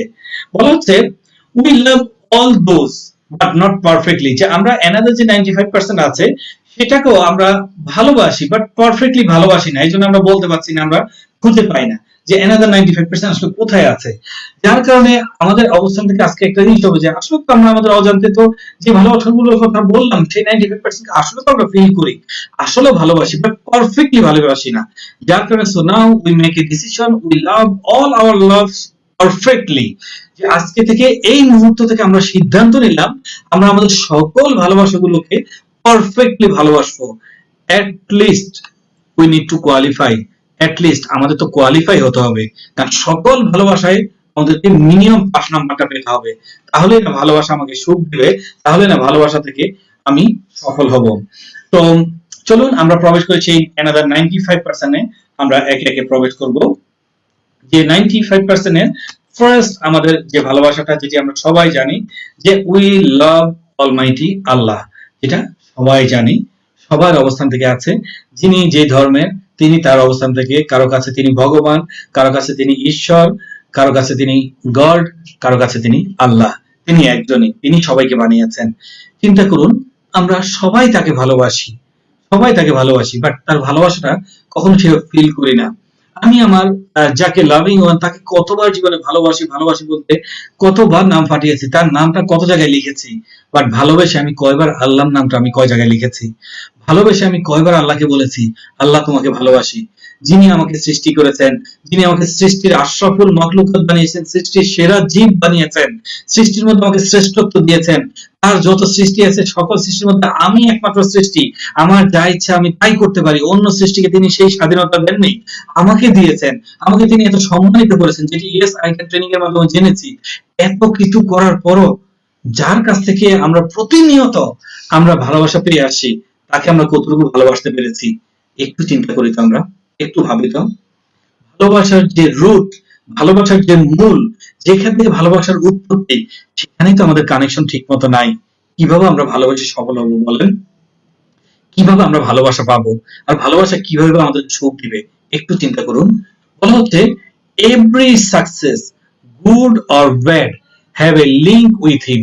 পৃথিবীর সকল সাকসেস, আবারও বলছি নট এভারেজ লাইফ, পৃথিবীর সকল সাকসেস সেটা হতে পারে ভালো, হতে পারে খারাপ, তার আল্লাহ সুবহানাহু ওয়া তাআলার সাথে একটা লিঙ্ক আছেই, একটা সম্পর্ক আছেই। আপনি দেখবেন যে আপনি আপনার অবস্থান থেকে একটু ভেবে দেখুন, আপনি অ্যান্সারটা পেয়ে যাবেন। পৃথিবীর যত সফল ব্যক্তি দেখেন, যখন তারা তাদের সফলতার গল্পগুলো বলে একটু চিন্তা করে দেখুন, চিন্তা করে দেখুন পৃথিবীর সেরা ধরুন খেলোয়াড় গুলোর কথাই বলুন, ব্যাটসম্যান গুলোর খেলোয়াড় ফুটবলার গুলোর কথাই বলুন, পৃথিবীর সেরা ফুটবলার ধরুন লিওনেল মেসির কথাই, যে সে যখন গোল করে সে কেন উপর দিক তাকিয়ে একটা চুমু দেয়, কারণ সে জানে তার মাঝে কোনোই ক্ষমতা নাই গোটা বিশ্বের বুকে নিজের নামটা ফুটানো, তার মাঝে কোনোই ক্ষমতা নাই মেসি হওয়ার, উপরওয়ালা তার মাঝে সেটা দিয়েছেন বলে সে পেরেছেন। আজকে চিন্তা করুন এক একজন ব্যাটসম্যান যখন সেঞ্চুরি করে, কেউ ব্যাটটা তুলে আকাশের দিকে তাকায়, কেউ ব্যাটটা সবকিছু ফেলে সেজদা করে, কেন করে? কারণ সে জানে সে যদি সেঞ্চুরি করার ক্ষমতা থাকতোই তাহলে প্রতি ম্যাচে সে সেঞ্চুরি মারতো, প্রতি ম্যাচে সে 100 করতো না, 200 300 500 1000 রান করতো, আর সে কেন পারে না? কারণ তার তো এটা ক্ষমতা না, সেটা আল্লাহ প্রদত্ত বলেই সেই গ্রেট সাকসেস যারা পায় তারা সৃষ্টিকর্তাকে প্রতিনিয়ত কৃতজ্ঞতা জানায়, প্রতিনিয়ত ধন্যবাদ জানায়, রাতের অন্ধকারে তারা সৃষ্টিকর্তার কাছে কাঁদে, সাহায্য চায়, এবং এভাবে কিন্তু পৃথিবী চলছে, পৃথিবী চলে আসে। প্রত্যেক সফল ব্যক্তি তার কথার একটা জায়গায় তিনি জানেন তিনি কতটা অসহায়, প্রত্যেকটা সফল ব্যক্তি জানেন তার সফলতার জন্য তার নিজের কোনো যোগ্যতা নেই। এবং আলহামদুলিল্লাহ আমার মনটা ওই জায়গায় ভরে যায় যে আনোয়ার এক্স রয়্যাল রানা, তাকে বলেছিলাম একদিন যে আমাদের সফলতার সিক্রেট কি, আমাকে বলছিল ভাইয়া আমাদের কোনো সিক্রেট নাই, আমাদের সিক্রেট একটাই, সেটা হচ্ছে আল্লাহ তাআলার রহমত। আল্লাহ তাআলা চেয়েছেন বলে সম্ভব, উনি তো আমাদেরকে রহম করেছেন, আমাদেরকে তো এত সুন্দর একটা কোম্পানি, একটা প্ল্যাটফর্ম দিয়েছেন, আমরা হলাম এটা পাহারাদার, আমরা পাহারা দিচ্ছি, এটা মালিক আমার আল্লাহ তাআলা, এটা রক্ষণাবেক্ষণ তিনি করছেন, আমরা জাস্ট পাহারা দিচ্ছি, আমাদের জন্য কোনো ভুল না হয়, অন্যায় না হয়, আমরা যেন সঠিকভাবে পাহারা দিতে পারি, এটাই আমাদের কাজ। সো এক্সিলেন্ট ফাইটার, আপনাদের সবাইকে বলবো আমাদের এক্সিলেন্ট ফাইটারদেরকে, চলুন আমরা আমাদের প্ল্যাটফর্মকে কিভাবে পাহারা দিব, ভালোবাসবো, এটা তো আল্লাহর একটা দান, এই দানকে ভালোবেসে আরো হাজার হাজার লক্ষ লক্ষ পরিবারে, লক্ষ লক্ষ ফ্যামিলিতে, লক্ষ লক্ষ মানুষের কাছে আমরা পৌঁছে দিব।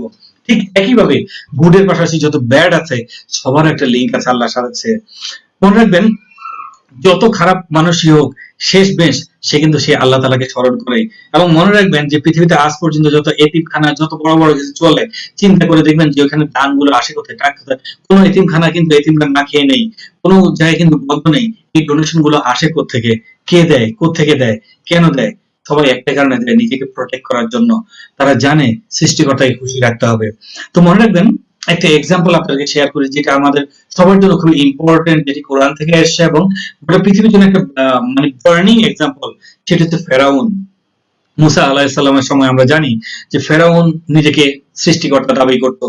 তো এক টাইমে যখন নীল নদ শুকিয়ে যাচ্ছে, শুকিয়ে গেছে, খরা হয়ে গেছে, কোনো পানি নাই, এই নাই সেই নাই, তখন মানুষ একটা পর্যায়ে মানে ত্যক্ত বিরক্ত মানুষ বলল যে ফেরাউন, তুমি তোমার অবস্থান থেকে তুমি যদি খোদা হও, নিজে খোদা মানো, কোথায় নীল নদের পানি, কোথায় কি, আমরা তো শস্য পাচ্ছি না, আমরা শস্য উৎপাদন করতে পারছি না, কি হবে?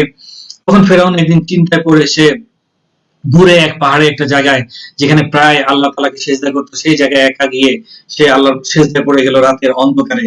গিয়ে কেঁদে কেঁদে বলল, আল্লাহ, আমি যদিও নিজেকে প্রভু দাবি করি, আমি জানি তুমি আমার প্রভু, তুমি আমার মালিক, তুমি আমাকে ক্ষমা করো আল্লাহ, মাফ করো আল্লাহ, তুমি আমার ইজ্জত রক্ষা করো, সম্মান রক্ষা করো, তুমি নীল নদের পানি ভরপুর করে দাও, তুমি নীল নদকে আমার ইশারা চলার তৌফিক দাও, আল্লাহ তুমি আমাকে রহম করো। আল্লাহর কাছে এত কাঁদতে লাগলো। আর ওই টাইমে যারা ঈমান সহ কাঁদতো, আল্লাহ শুনতেন। ওই টাইমে এক ব্যক্তি আসলো, এসে ফেরাউনকে বলল, আমি আপনাকে কিছু কথা জিজ্ঞেস করতে চাই। ফেরাউন বলল, তুমি এখানে কিভাবে আসলে? বলল, কিভাবে আসলাম এটা বড় কথা না, আমি আপনার রাজ্যের একজন প্রজা, আমি একটি কথা জিজ্ঞেস করতে চাই। বলল, ফেরাউন বলল, কি বলো? তখন সে ব্যক্তি বলল যে, আচ্ছা, আপনার রাজ্যে কেউ যদি আপনার কাছ থেকে আমানত নিয়ে, আপনার কাছ থেকে করুণা নিয়ে, আপনার কাছ থেকে সাহায্য নিয়ে আপনারই সাথে বেইমানি করে, আপনি তাকে কি করবেন? ফেরাউন বলল, যদি আমার কাছ থেকে সাহায্য নিয়ে, আমার কাছ থেকে করুণা নিয়ে আমারই সাথে বেইমানি করে, আমি তাকে সমুদ্রে ডুবিয়ে মারবো।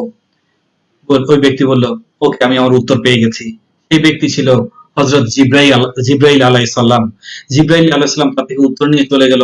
তারপর আমরা জানি ফেরাউন আবার আসলো, নীল নদে পানি ভরপুর, মানুষকে আবার বলল, দেখো আমি তোমাদের প্রভু, আমাকে তোমরা মানো, আমাকেই প্রভু ডাকো। আবার আল্লাহর সাথে বেইমানি করলো। এভাবে আল্লাহর কাছ থেকে নিল, আবার বেইমানি করলো। এক পর্যায়ে আমরা জানি মুসা আলাইহিস সালামকে যখন ধাওয়া করলো, মুসা আলাইহিস সালাম তার লাঠি দিয়ে সমুদ্রের পানিতে আঘাত করে মুসা আলাইহিস সালাম যখন পার হয়ে গেলেন, ফেরাউন তার সৈন্য সামর্থ্য নিয়ে যখন সে সমুদ্রের মাঝে গেলেন, আল্লাহ তাআলা রাস্তা বিলীন করে তাকে সমুদ্রে যখন ডুবিয়ে দিল, তখন ফেরাউন বলল, আল্লাহ, আমি তোমার কলমার প্রতি বিশ্বাস আনলাম, তোমার প্রতি বিশ্বাস আনলাম, তুমি আমাকে মাফ করো। তখন আল্লাহ মনে করিয়ে দিলেন জিবরাইল আলাইহিস সালামের সেই কথা যে, ফেরাউন, তুমি তো তোমার মুখে বলেছিলে যে তার মালিকের সাথে বারবার বেইমানি করে তাকে কি করা উচিত, অতএব তোমার শাস্তি তোমাকে দিলাম। তো কোরআনে সুন্দর করে আল্লাহ তাআলা বলেছেন যে পরবর্তী মানুষদের শিক্ষার জন্য ফেরাউন, আমি তোমাকে সংরক্ষণ করব। ঠিক ১৫০০ বছর আগে কোরআন নাজিল হয়েছিল, তারও প্রায় ১৫০০ বছর আগে সেই ফেরাউন নীল নদে ডুবেছিল। অর্থাৎ প্রায় ৩৫০০ বছর পূর্বে সেই ফেরাউন যে সমুদ্রে ডুবেছিল, সেই লাশ কোরআন পড়ে রিসার্চ করে সেই লাশ সমুদ্রের নিচ থেকে উদ্ধার করেছে, এবং সেই লাশ কিন্তু পচেও নেই, গলেও নেই, পোকামাকড়ও খায়নি। ৩০০০ বছর পানির নিচে থাকার পর সেই লাশ উঠিয়ে এখন কিন্তু মিশরের জাদুঘরে আছে। মানুষকে দেখার জন্য আল্লাহ তাআলা কিন্তু একটা নিদর্শন রেখে দিয়েছে। তিনি আমাদের আল্লাহ, তিনি আমাদের মালিক। আর কি চাই, আর কি চাই? সূরা রহমানে কত সুন্দর করে বলেছেন, ফাবিআইয়ি আলাই রাব্বিকুমা তুকাজ্জিবান। অতএব হে জিন ও মানব জাতি, তোমরা তোমাদের পালনকর্তার কোন কোন অবদানকে অস্বীকার করবা? আল্লাহ তাআলা বলেছেন, আসো আমার কাছে চাও, তুমি যদি আমার কাছে হেঁটে আসো, আমি তোমার কাছে দৌড়ে যাব। আমি যখন একটা অন্যায় করি, দুইটা অন্যায় করি, তিনটা অন্যায় করি, ফেরেশতা যখন আমার জন্য পাপ লিখতে যায়, আল্লাহ তাআলা বলে, ওয়েট করো, আমার বান্দা ক্ষমা চাইবে, ওয়েট করো, আমার বান্দা তওবা করবে, লিখিস না ফেরেশতা, লিখিস না, আরেকটু ওয়েট কর, আরেকটু ওয়েট কর। তারপরে কি করে? আপনাকে ছোট্ট একটা দুঃখ দিয়ে দেয়, ছোট্ট একটা কষ্ট দিয়ে দেয়। সেটা দুঃখ কষ্টের মাধ্যমে বলে, আমার বান্দা এই যে কষ্ট পেয়েছে, আমার বান্দা দুঃখ পেয়েছে, দুঃখ এবং কষ্টের সাথে ওই পাপের কাটাকাটি করো। এভাবে করে আল্লাহ তাআলা প্রতি মুহূর্তে আপনাকে সেভ করছেন, প্রতি মুহূর্তে আপনাকে সেভ করছেন। উনি তাকিয়ে আছেন, হাত বাড়িয়ে আছেন। বাট আপনি আপনি সেই ভালোবাসার কতটুকু মূল্য দিয়েছেন? আপনি একটু চিন্তা করুন, একটু ভাবুন। কতদিন, অনেকেই হয়তোবা কত রাতের পর রাত কেঁদেছেন প্রিয় মানুষের কথা চিন্তা করে। বাট কত রাত আপনি কেঁদেছেন আপনার ভালো সৃষ্টিকর্তার ভালোবাসাকে চিন্তা করে।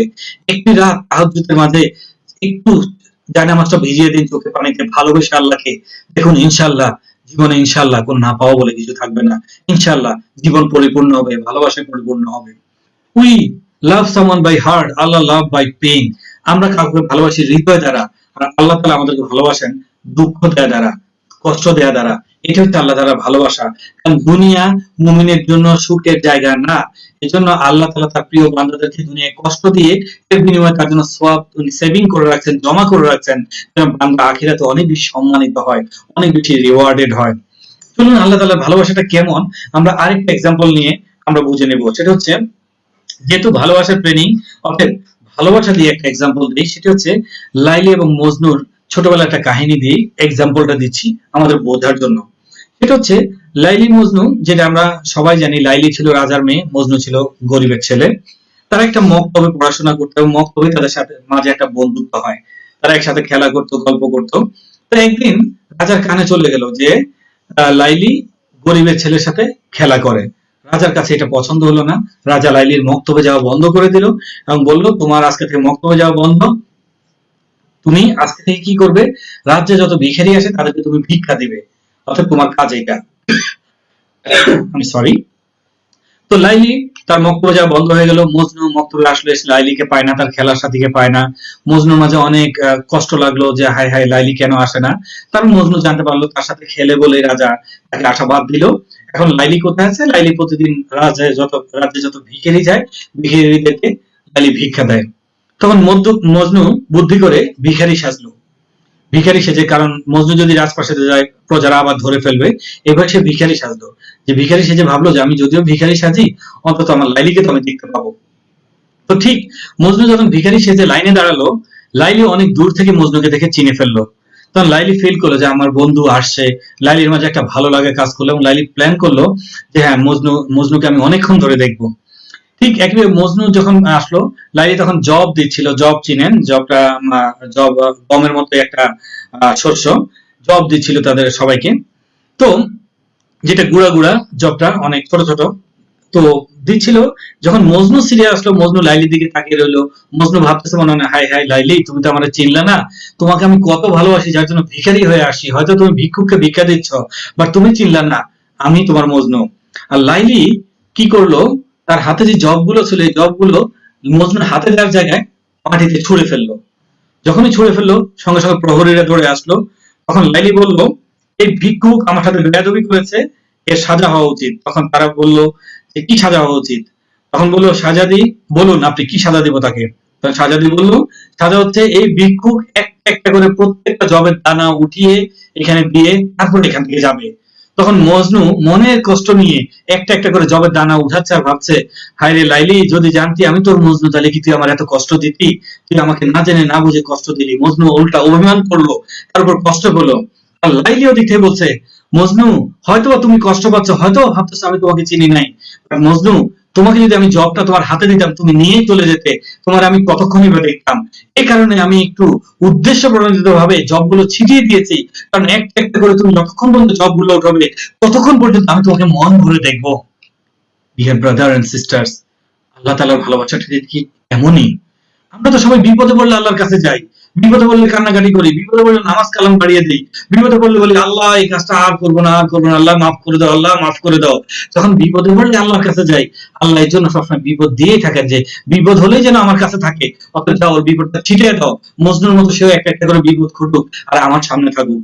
কিন্তু যদি আপনি প্রতি মুহূর্তে আল্লাহর সাথে থাকেন, প্রতি মুহূর্তে তাকে ভালোবাসেন, প্রতি মুহূর্তে তাকে স্মরণ করেন, প্রতি মুহূর্তে তাকে ভালোবেসে যান, দিনে 5 বার তার সাথে দেখা করেন, তাহলে তিনি আর কেন আপনাকে বিপদ দিবেন? তখন তো আল্লাহ তাআলা বলে দিয়েছেন যে দিনে 5 ওয়াক্ত নামাজ আদায় করবে, আমি আল্লাহ তাআলা তার জিম্মাদার হয়ে গেলাম।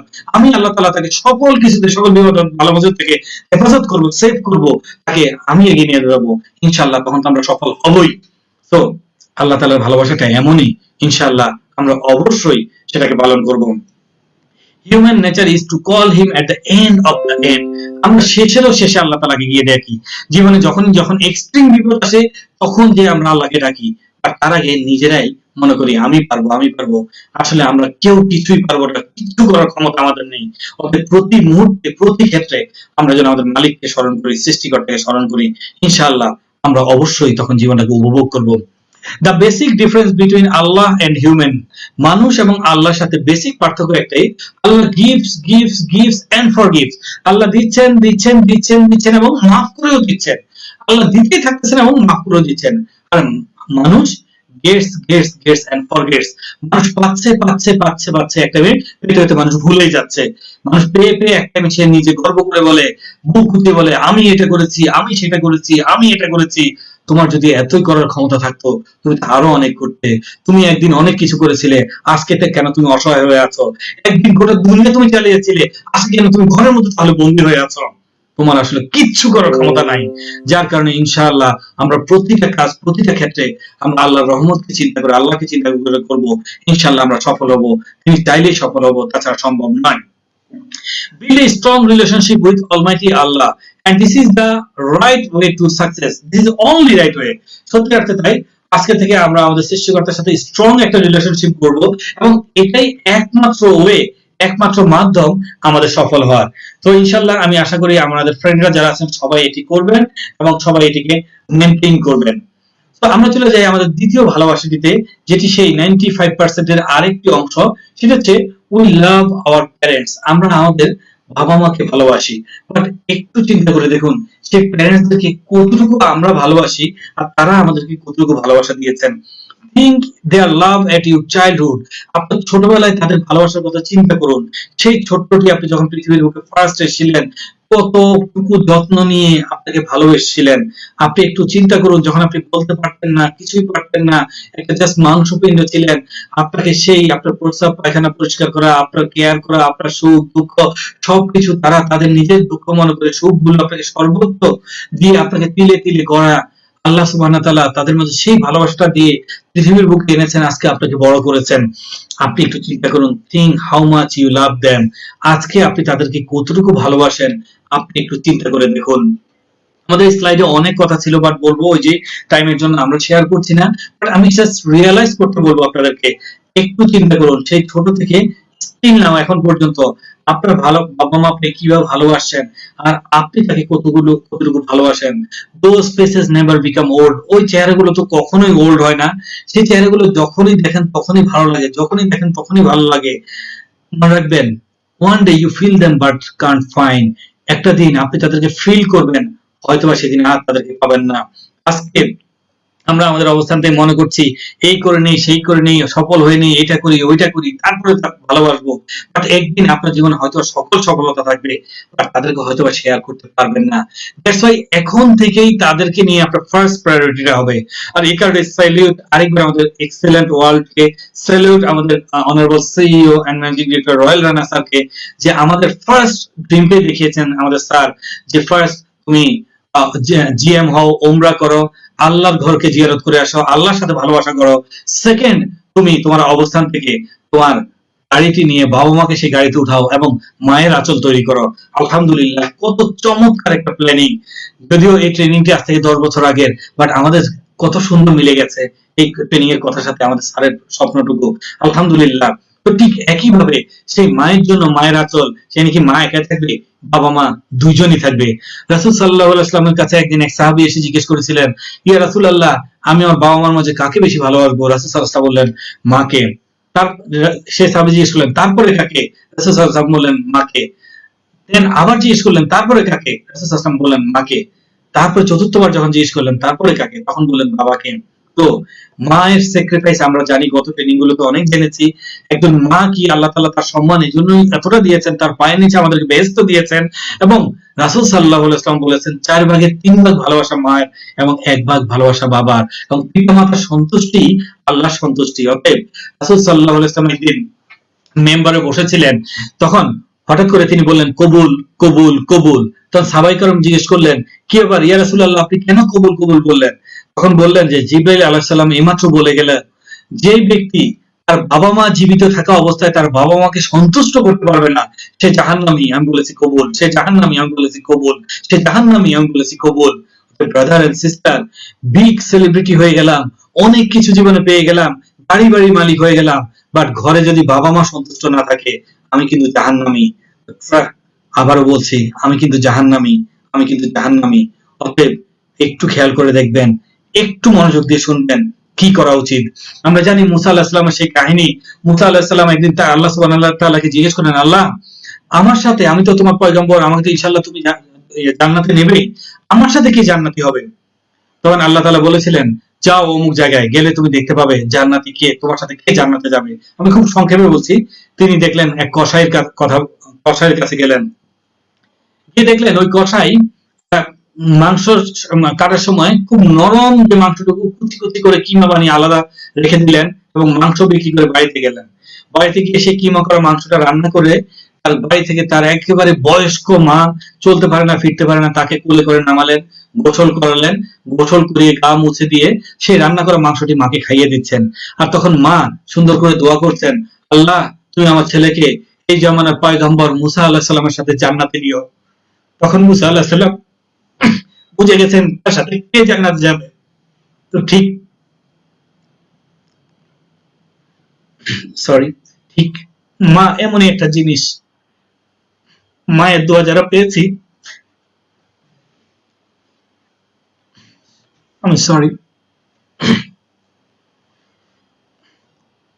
মায়ের দোয়া যারা পেয়েছি ইনশাআল্লাহ তারা জীবনে সফল হবই। এবং আমি আপনাদেরকে বলবো এই মুহূর্তে প্রতিজ্ঞা করি, এই রোজা থেকে আল্লাহর কাছে দোয়া করি, আল্লাহ আমাদের বাবা মার জন্য আমরা যেন একটা মায়ের আঁচল উপহার দিতে পারি। আল্লাহ এক্সিলেন্টকে তুমি কবুল করো, আমাদেরকে কবুল করো। ইনশাআল্লাহ আমরা আজকে থেকে সেইভাবে কাজ করব, মা বাবার চেহারাকে কল্পনা করে কাজ করব। ইনশাআল্লাহ আমাদের মূল টার্গেটই হবে আমাদের বাবা মাকে একটা মায়ের আঁচল ইনশাআল্লাহ আমরা উপহার দিব। ইনশাআল্লাহ আমরা পারবো। আমি কি পারবো? আমরা সবাই, আমি আশা করি অবশ্যই আমরা পারবো, অবশ্যই পারবো। মায়ের পাগলামি যে কত পাগলামি আসলে না বললেই নয়। সুমন্ত আসলাম, যার লেখা আমি খুব পড়ি, খুব মনে পড়ছে তার একটা রিটার্নের কথা, অনেক আগে তিনি লিখেছিলেন, সেটা প্রথম আলোতে লিখেছিলেন। সুমন্ত আসলাম তার মায়ের সাথে প্রতিদিন কথা বলতেন। তো কথা বলতে অন রিকোয়েস্টে বাড়ির পাশের কারো মোবাইলে কথা বলতেন। একবার গ্রামে গেলেন, গিয়ে মাকে একটা মোবাইল দিলেন। এটার সাথে সাথে মা বললো, কি দরকার ছিল বাবা, এমনি তো কথা বলি মার সাথে, তোর এমনি অনেক কষ্ট, তুই কেন আবার টাকা পয়সা খরচ করলি? তার মা না, দুনিয়ার সব মায়েরই একটাই কথা যে মা তোমার জন্য কি আনবো? মায়ের একটাই উত্তর, বাবা কিচ্ছু লাগবে না, তুই আয়, তুই আসলে আমার সব। মায়েদের চাওয়া একটাই সন্তান। তো ঠিক সুমন্ত আসলামের মাও বললেন যে কেন তুই আমার জন্য এটা করতে গেলি? সব মাই এটাই বলে, মায়ের জন্য কোনো উপহারই কোনো উপহার না, মার কাছে সন্তানটাই বড় উপহার, ভালোবাসাটাই বড় উপহার। তারপর মা বললো, আমি তোকে চালাতে পারি না, কেমনে চালাবো বাবা? তখন সুমন্ত আসলাম শিখিয়ে দিলেন, মা কিছু করতে পারে না, তুমি শুধু চার্জে দিবা, আর এই যে সবুজ বাটনটা আছে তোমার মোবাইল যখন বেজে উঠবে, সবুজ বাটনটা চাপ দিয়ে আমার সাথে কথা বলবা, আর কিছু করতে হবে না। তো মাও শিখে গেল যে সবুজ বাটন চাপ দিবে, চাপ দিয়ে কথা বলবে, শিখে গেল। সুমন্ত আসলাম শহরে চলে আসলেন, ঢাকায় চলে আসলেন। এসে মাকে প্রতিদিনই ফোন দেয়, মা কেমন আছো, খাইছো নাকি? মাও সবুজ বাটন দিয়ে কথা বলে, হ্যাঁ বাবা খাইছি, এই সেই প্রতিদিন কথা বলে। তারও ভালো লাগে, মায়েরও ভালো লাগে। তো একদিন মাগরিবের সময়, সন্ধ্যার সময় হঠাৎ করে সুমন্ত আসলাম একটু মাগরিবের আজান দিয়ে দিচ্ছে, তো একটু দেরি করে উনি ফোন দিলেন মাকে। তো একবার ফোন দিলেন, এরপরে ভাবলেন হয়তো মা নামাজে দাঁড়িয়ে গেছে, উনি আর ফোন ব্যাক দ্বিতীয়বার কল দিলেন না। না দিয়ে দিন শেষ হয়ে গেল এভাবে। সন্ধ্যা গড়িয়ে রাত গড়িয়ে ভোর, ফজরের নামাজে যখন উঠলেন, প্রায় সময় উনি ফজরের সময় উঠলে মাকে ফোন দেন, কথাবার্তা বলেন।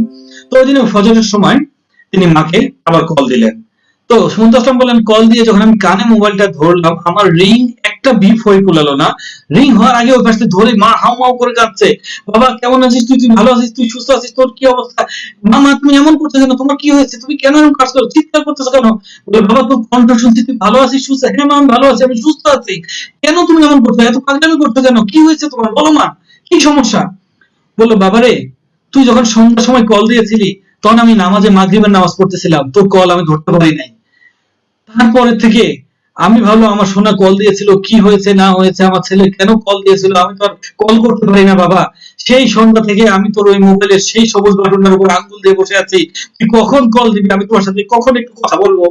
তখন থেকে আমি আর এক ফোঁটা পানিও খাই নাই, আল্লাহর কাছে খালি দোয়া করছি, আল্লাহ আমার সন্তানকে সুস্থ রাখো, ভালো রাখো, সন্তানকে সুস্থ রাখো, ভালো রাখো। খালি এশার নামাজটা পড়েছি, সারা রাত নামাজ পড়েছি, দোয়া করেছি, আর এই সবুজ বাটনে আমি আঙ্গুল দিয়ে রাখছি, কখন তুই কল দিবি। এই ফজরের সময় তুই কল দিবি, তোর সাথে কথা বললাম, আমার কলিজা ঠান্ডা হলো। This is mother. প্রত্যেকটা মা এভাবেই ভালোবাসে। প্রত্যেকটা মায়ের জন্য আমার স্যালুট, ভালোবাসা। ইনশাআল্লাহ আমরা আমাদের প্রত্যেকের মাকে সেভাবে ভালোবাসবো, মায়ের আঁচল উপহার দেবো।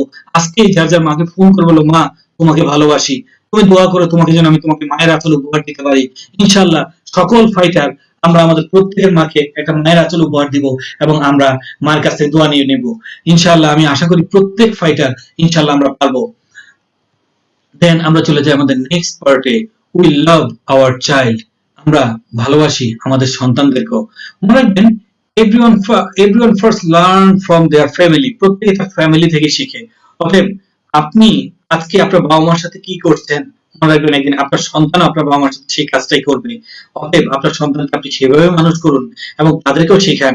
আপনি তাদের সামনে আপনার বাবা মার সেই সেবাটা করুন যেটা আপনি একদিন চান। Every parent should be the best friend of the child. আপনি হয়ে যান আপনার বাচ্চার সবচেয়ে বড় বন্ধু। আপনি বাচ্চাকে বন্ধু হিসেবে সবকিছু শেখান, সেজন্য আপনার সবকিছু তার ফিলিংস গুলো আপনাকে শেয়ার করতে পারে। তাহলে ইনশাল্লাহ জীবনটা অনেক সুখের হবে। All parents should understand their child. প্রত্যেক বাবা মা তার বাচ্চাকে অনেক বেশি আন্ডারস্ট্যান্ড করা উচিত। Confirm for them which you missed. আপনি আপনার জীবনে যে ছোট ছোট অনেক জিনিসগুলো মিস করেছেন, তারা যেন সেটি না মিস করে, তাদের শৈশবটা যেন অনেক সুন্দর হয়, সেটি আপনারই দায়িত্ব এবং ইনশাল্লাহ আশা করি আপনি সেটা পারবেন। তো আমরা আমাদের অবস্থান থেকে চলে যাই আমাদের পরবর্তী ভালোবাসাটিতে, উই লাভ আওয়ার কেরিয়ার। আমরা আমাদের কেরিয়ারকে ভালোবাসি।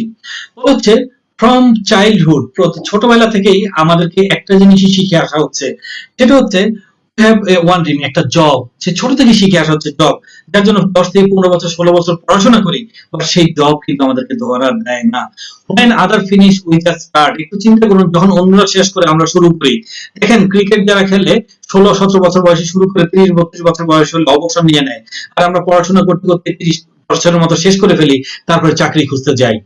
মনে রাখবেন, choose the job you like and you will never work. সেই কাজটা করুন যেটা আপনি পছন্দ করেন, তাহলে আপনার মনে হবে না কোনোদিনই আপনি কাজ করছেন। there is a revolution in every sector why you stay on task। প্রত্যেকটা সেক্টরে একটা রেগুলেশন ঘটে গেছে, আপনি কেন অতীতে পড়ে আছেন? আমরা সবাই নেটওয়ার্কার, নেটওয়ার্কিং হচ্ছে 21st সেঞ্চুরির latest career. We are excellent fighter. অতএব এটা আমাদের ক্যারিয়ার। একটা জবে একজন জব হোল্ডার যেভাবে সময় দেয়, যেভাবে ডেডিকেশন দেয়, ইনশাআল্লাহ এক্সেলেন্ট ফাইটাররা আজকে থেকে তো আমাদের আরো অনেক দায়িত্ব বেড়ে গেল। আমরা সেভাবে ভালোবাসবো আমাদের এক্সেলেন্টকে, সেইভাবে আমাদের ক্যারিয়ারকে এগিয়ে নিয়ে যাব ইনশাআল্লাহ। আমি আশা করি সবাই আমার সাথে একমত এবং সবাই আমরা আমাদের ক্যারিয়ারকে এভাবে এগিয়ে নিয়ে যাব। উই লাভ আওয়ার বিলাভ ওয়ান, অর্থাৎ আমরা আমাদের সেই ভালোবাসার মানুষটিকেও ভালোবাসি। বাট আমাদের সবার নিকট কিছু কোশ্চেন থাকছে। We love our lover more than our life, is it true? আমি কাউকে ভালোবাসি আমার জীবনের চেয়ে বেশি, এটা কি সত্য? এটা মিথ্যা কথা। কেউ তার জীবনের চেয়ে আরেকজনকে বেশি ভালোবাসে না। তার জীবনের চেয়ে কখনো বেশি ভালোবাসেন, তার জীবনের জন্যই সে তাকে ভালোবাসে। এর কারণেই আপনি মনে রাখতে হবে, আপনার জীবনটাকে যদি আপনি গড়তে পারেন, আপনি সবকিছু পাবেন। Don't get married without ability. আমরা জানি, যেটা বলে দেওয়া হয়েছে, ধর্ম বলে দেওয়া হয়েছে যে সামর্থ্যবান না হয়ে তুমি বিয়েও করো না। কত সুন্দরভাবে বলে দেওয়া আছে, সামর্থ্যবান না হয়ে তুমি বিয়েও করো না। অথচ দেখা যাচ্ছে আজকে আপনার সামর্থ্য নাই, কিছু নেই, আপনি ভালোবাসছেন, আপনি বিয়ের জন্য পাগল হয়ে গেছেন, বাট আপনাকে তো আপনার ধর্ম কখনোই এটি সাপোর্ট করছে না। বলছে আগে অ্যাবিলিটি অর্জন করো, তারপরে তুমি বিয়ে করো। বলেছি you have to fulfil 6 basic need. আপনাকে 6টা বেসিক নিড পূরণ করতে হবে। সামর্থ্যবান হতে হবে 6 দিক দিয়ে। আপনি জানেন, যেটা আমরা জানি, অন্ন, বস্ত্র, বাসস্থান, শিক্ষা, চিকিৎসা 5টা। নাম্বার 6 হচ্ছে জৈবিক চাহিদা, যেটি গোটা বিশ্বে আরেকটি মৌলিক চাহিদা, যেটিকে বিনোদন বলা হয়, বিনোদন বা জৈবিক চাহিদা। এই 6টি চাহিদাকে আপনার ফুলফিল করতে হবে। যখন পারেন তখনই আপনি কাউকে বিয়ে করতে পারেন। সো মনে রাখবেন, আপনি কাউকে পাওয়ার আগে আপনি 6টি বেসিক নিড ফুলফিল করেন, সে নয়, তার ফ্যামিলি আপনার কাছে চলে আসবে, তার ফ্যামিলি আপনার কাছে আসবে। যখন মায়ের আঁচল থাকবে, আপনার মায়ের আঁচলের মতো একটা প্রাসাদ থাকবে আপনার বাড়িতে, যখন আপনি একজন স্টার হবেন, যখন আপনার বিয়াতে 200-300 গাড়ি যাবে, আপনার কোম্পানির স্টাররা যাবে, জিএমরা যাবে, হাজার হাজার লোক যাবে আপনাকে উইশ করতে, তখন এরকম ছেলের সাথে যে কোনো বাবা মাই তার মেয়েকে বিয়ে দিবে। আর এরকম একজন মেয়ের সাথে যে কোনো ছেলে বলবে, এরকম একজন মেয়েকে আমি আমার লাইফ পার্টনার করে আমি ধন্য। অতএব এটি আপনাকে বলবো, আমাদের সামনে সুযোগ আছে, আমরা করে নিব। You may have another option for love but have no option for life, brother and sister. আপনার ভালোবাসার জন্য হয়তো আরেকটা অপশন আছে। আজকে কাউকে ভালো লাগলো, কালকে অন্য কাউকে ভালো লাগতে পারে, অথবা আপনার ভালোবাসার জন্য অন্য কোনো অপশন হতে থাকতে পারে, বাট জীবনের জন্য কিন্তু আপনার একটাই অপশন, আপনার জীবন। অতএব এই জীবনটাকে আর ডিস্ট্রয় করবেন না। এখন থেকে এটা দায়িত্ব নিয়ে নিন, এখন থেকে এটাকে গড়ে নিন। If you want to love all your love, then first love yourself, build yourself। আপনি যদি আপনার সকল ভালোবাসাকে ভালোবাসতে চান, আজকে থেকে নিজেকে ভালোবাসেন, নিজেকে গড়ুন। আপনারা কি রাজি আছেন আমার সাথে? This is not a matter who are you, the matter is what you have. মনে রাখবেন, এটা কোনোই ব্যাপার না আপনার আপনি কে, ব্যাপার আপনার কি আছে। So don't forget the root of লাভ।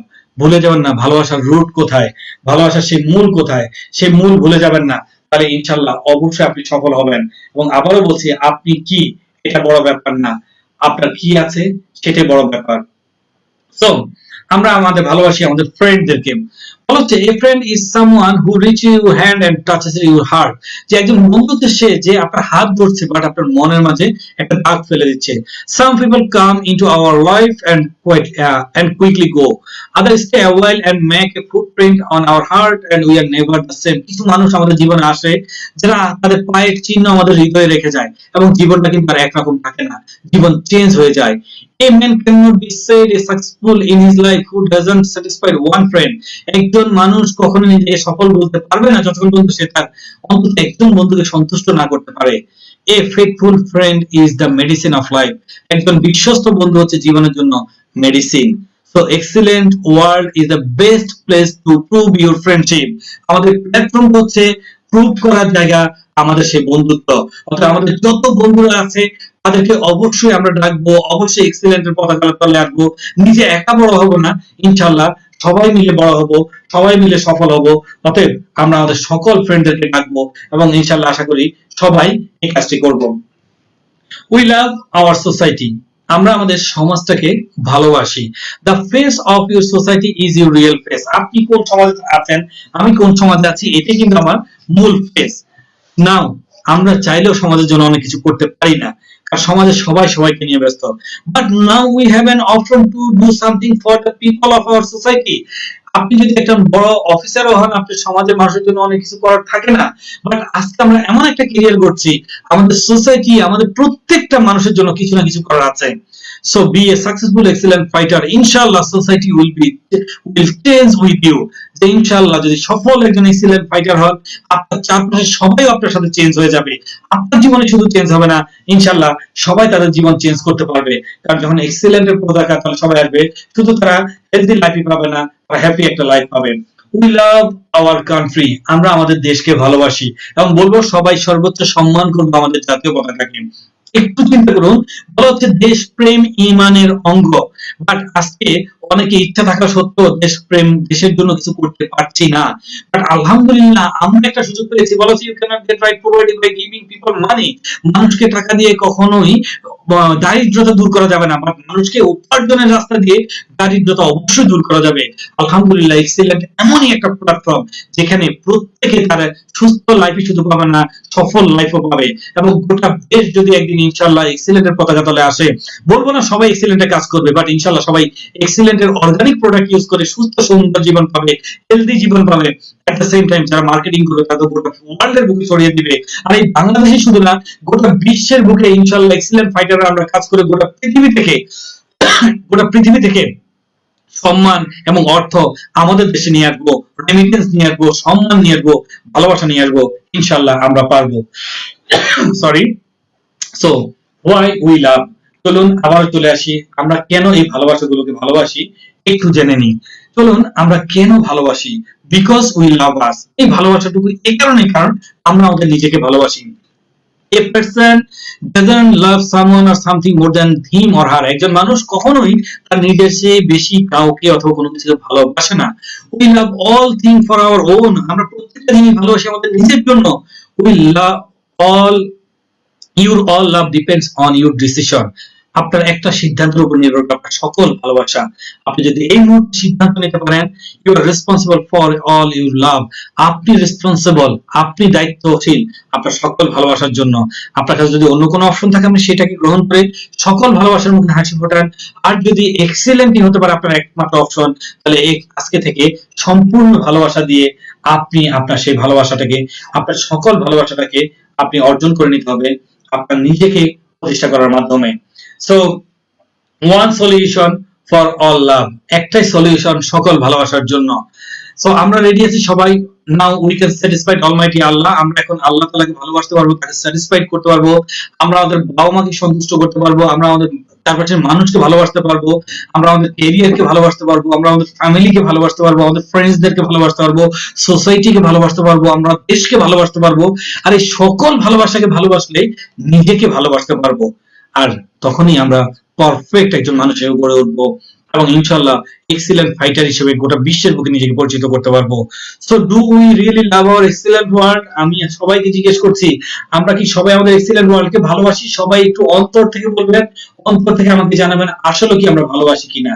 যদি সবাই বলেন যে ইয়েস আমরা আমাদের এক্সিলেন্ট ওয়ার্ল্ডকে ভালোবাসি, দেন আমি বলবো আমার একটা ভালোবাসা আছে।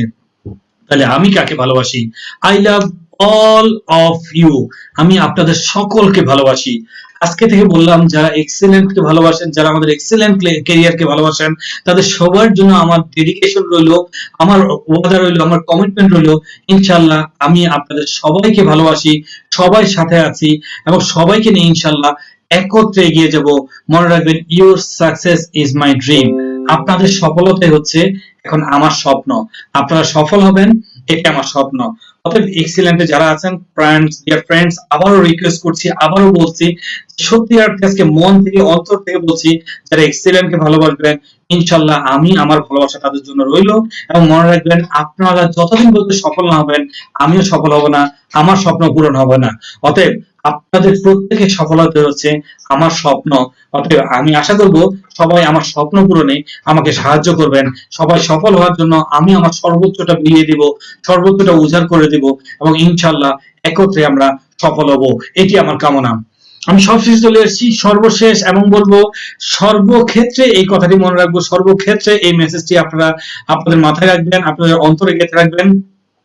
ট্রেনিং লাস্ট স্লাইড একটাই, অলওয়েজ রিমেম্বার অলমাইটি আল্লাহ। জীবনে যেখানে থাকি, যাই করি, যতটুকুই করি, সর্বক্ষেত্রে আমরা আল্লাহ সুবহানাহু ওয়া তাআলাকে স্মরণ করব, সর্বক্ষেত্রে আমাদের সৃষ্টিকর্তাকে স্মরণ করব। যাই করি চোখ বন্ধ করে ভাববো, আল্লাহ এটা ঠিক হচ্ছে কিনা, আল্লাহ এটা সঠিক হচ্ছে কিনা, এবং তারপরে আমরা কাজ করব। দ্বিতীয় টার্গেটই থাকে আমাদের প্যারেন্টস।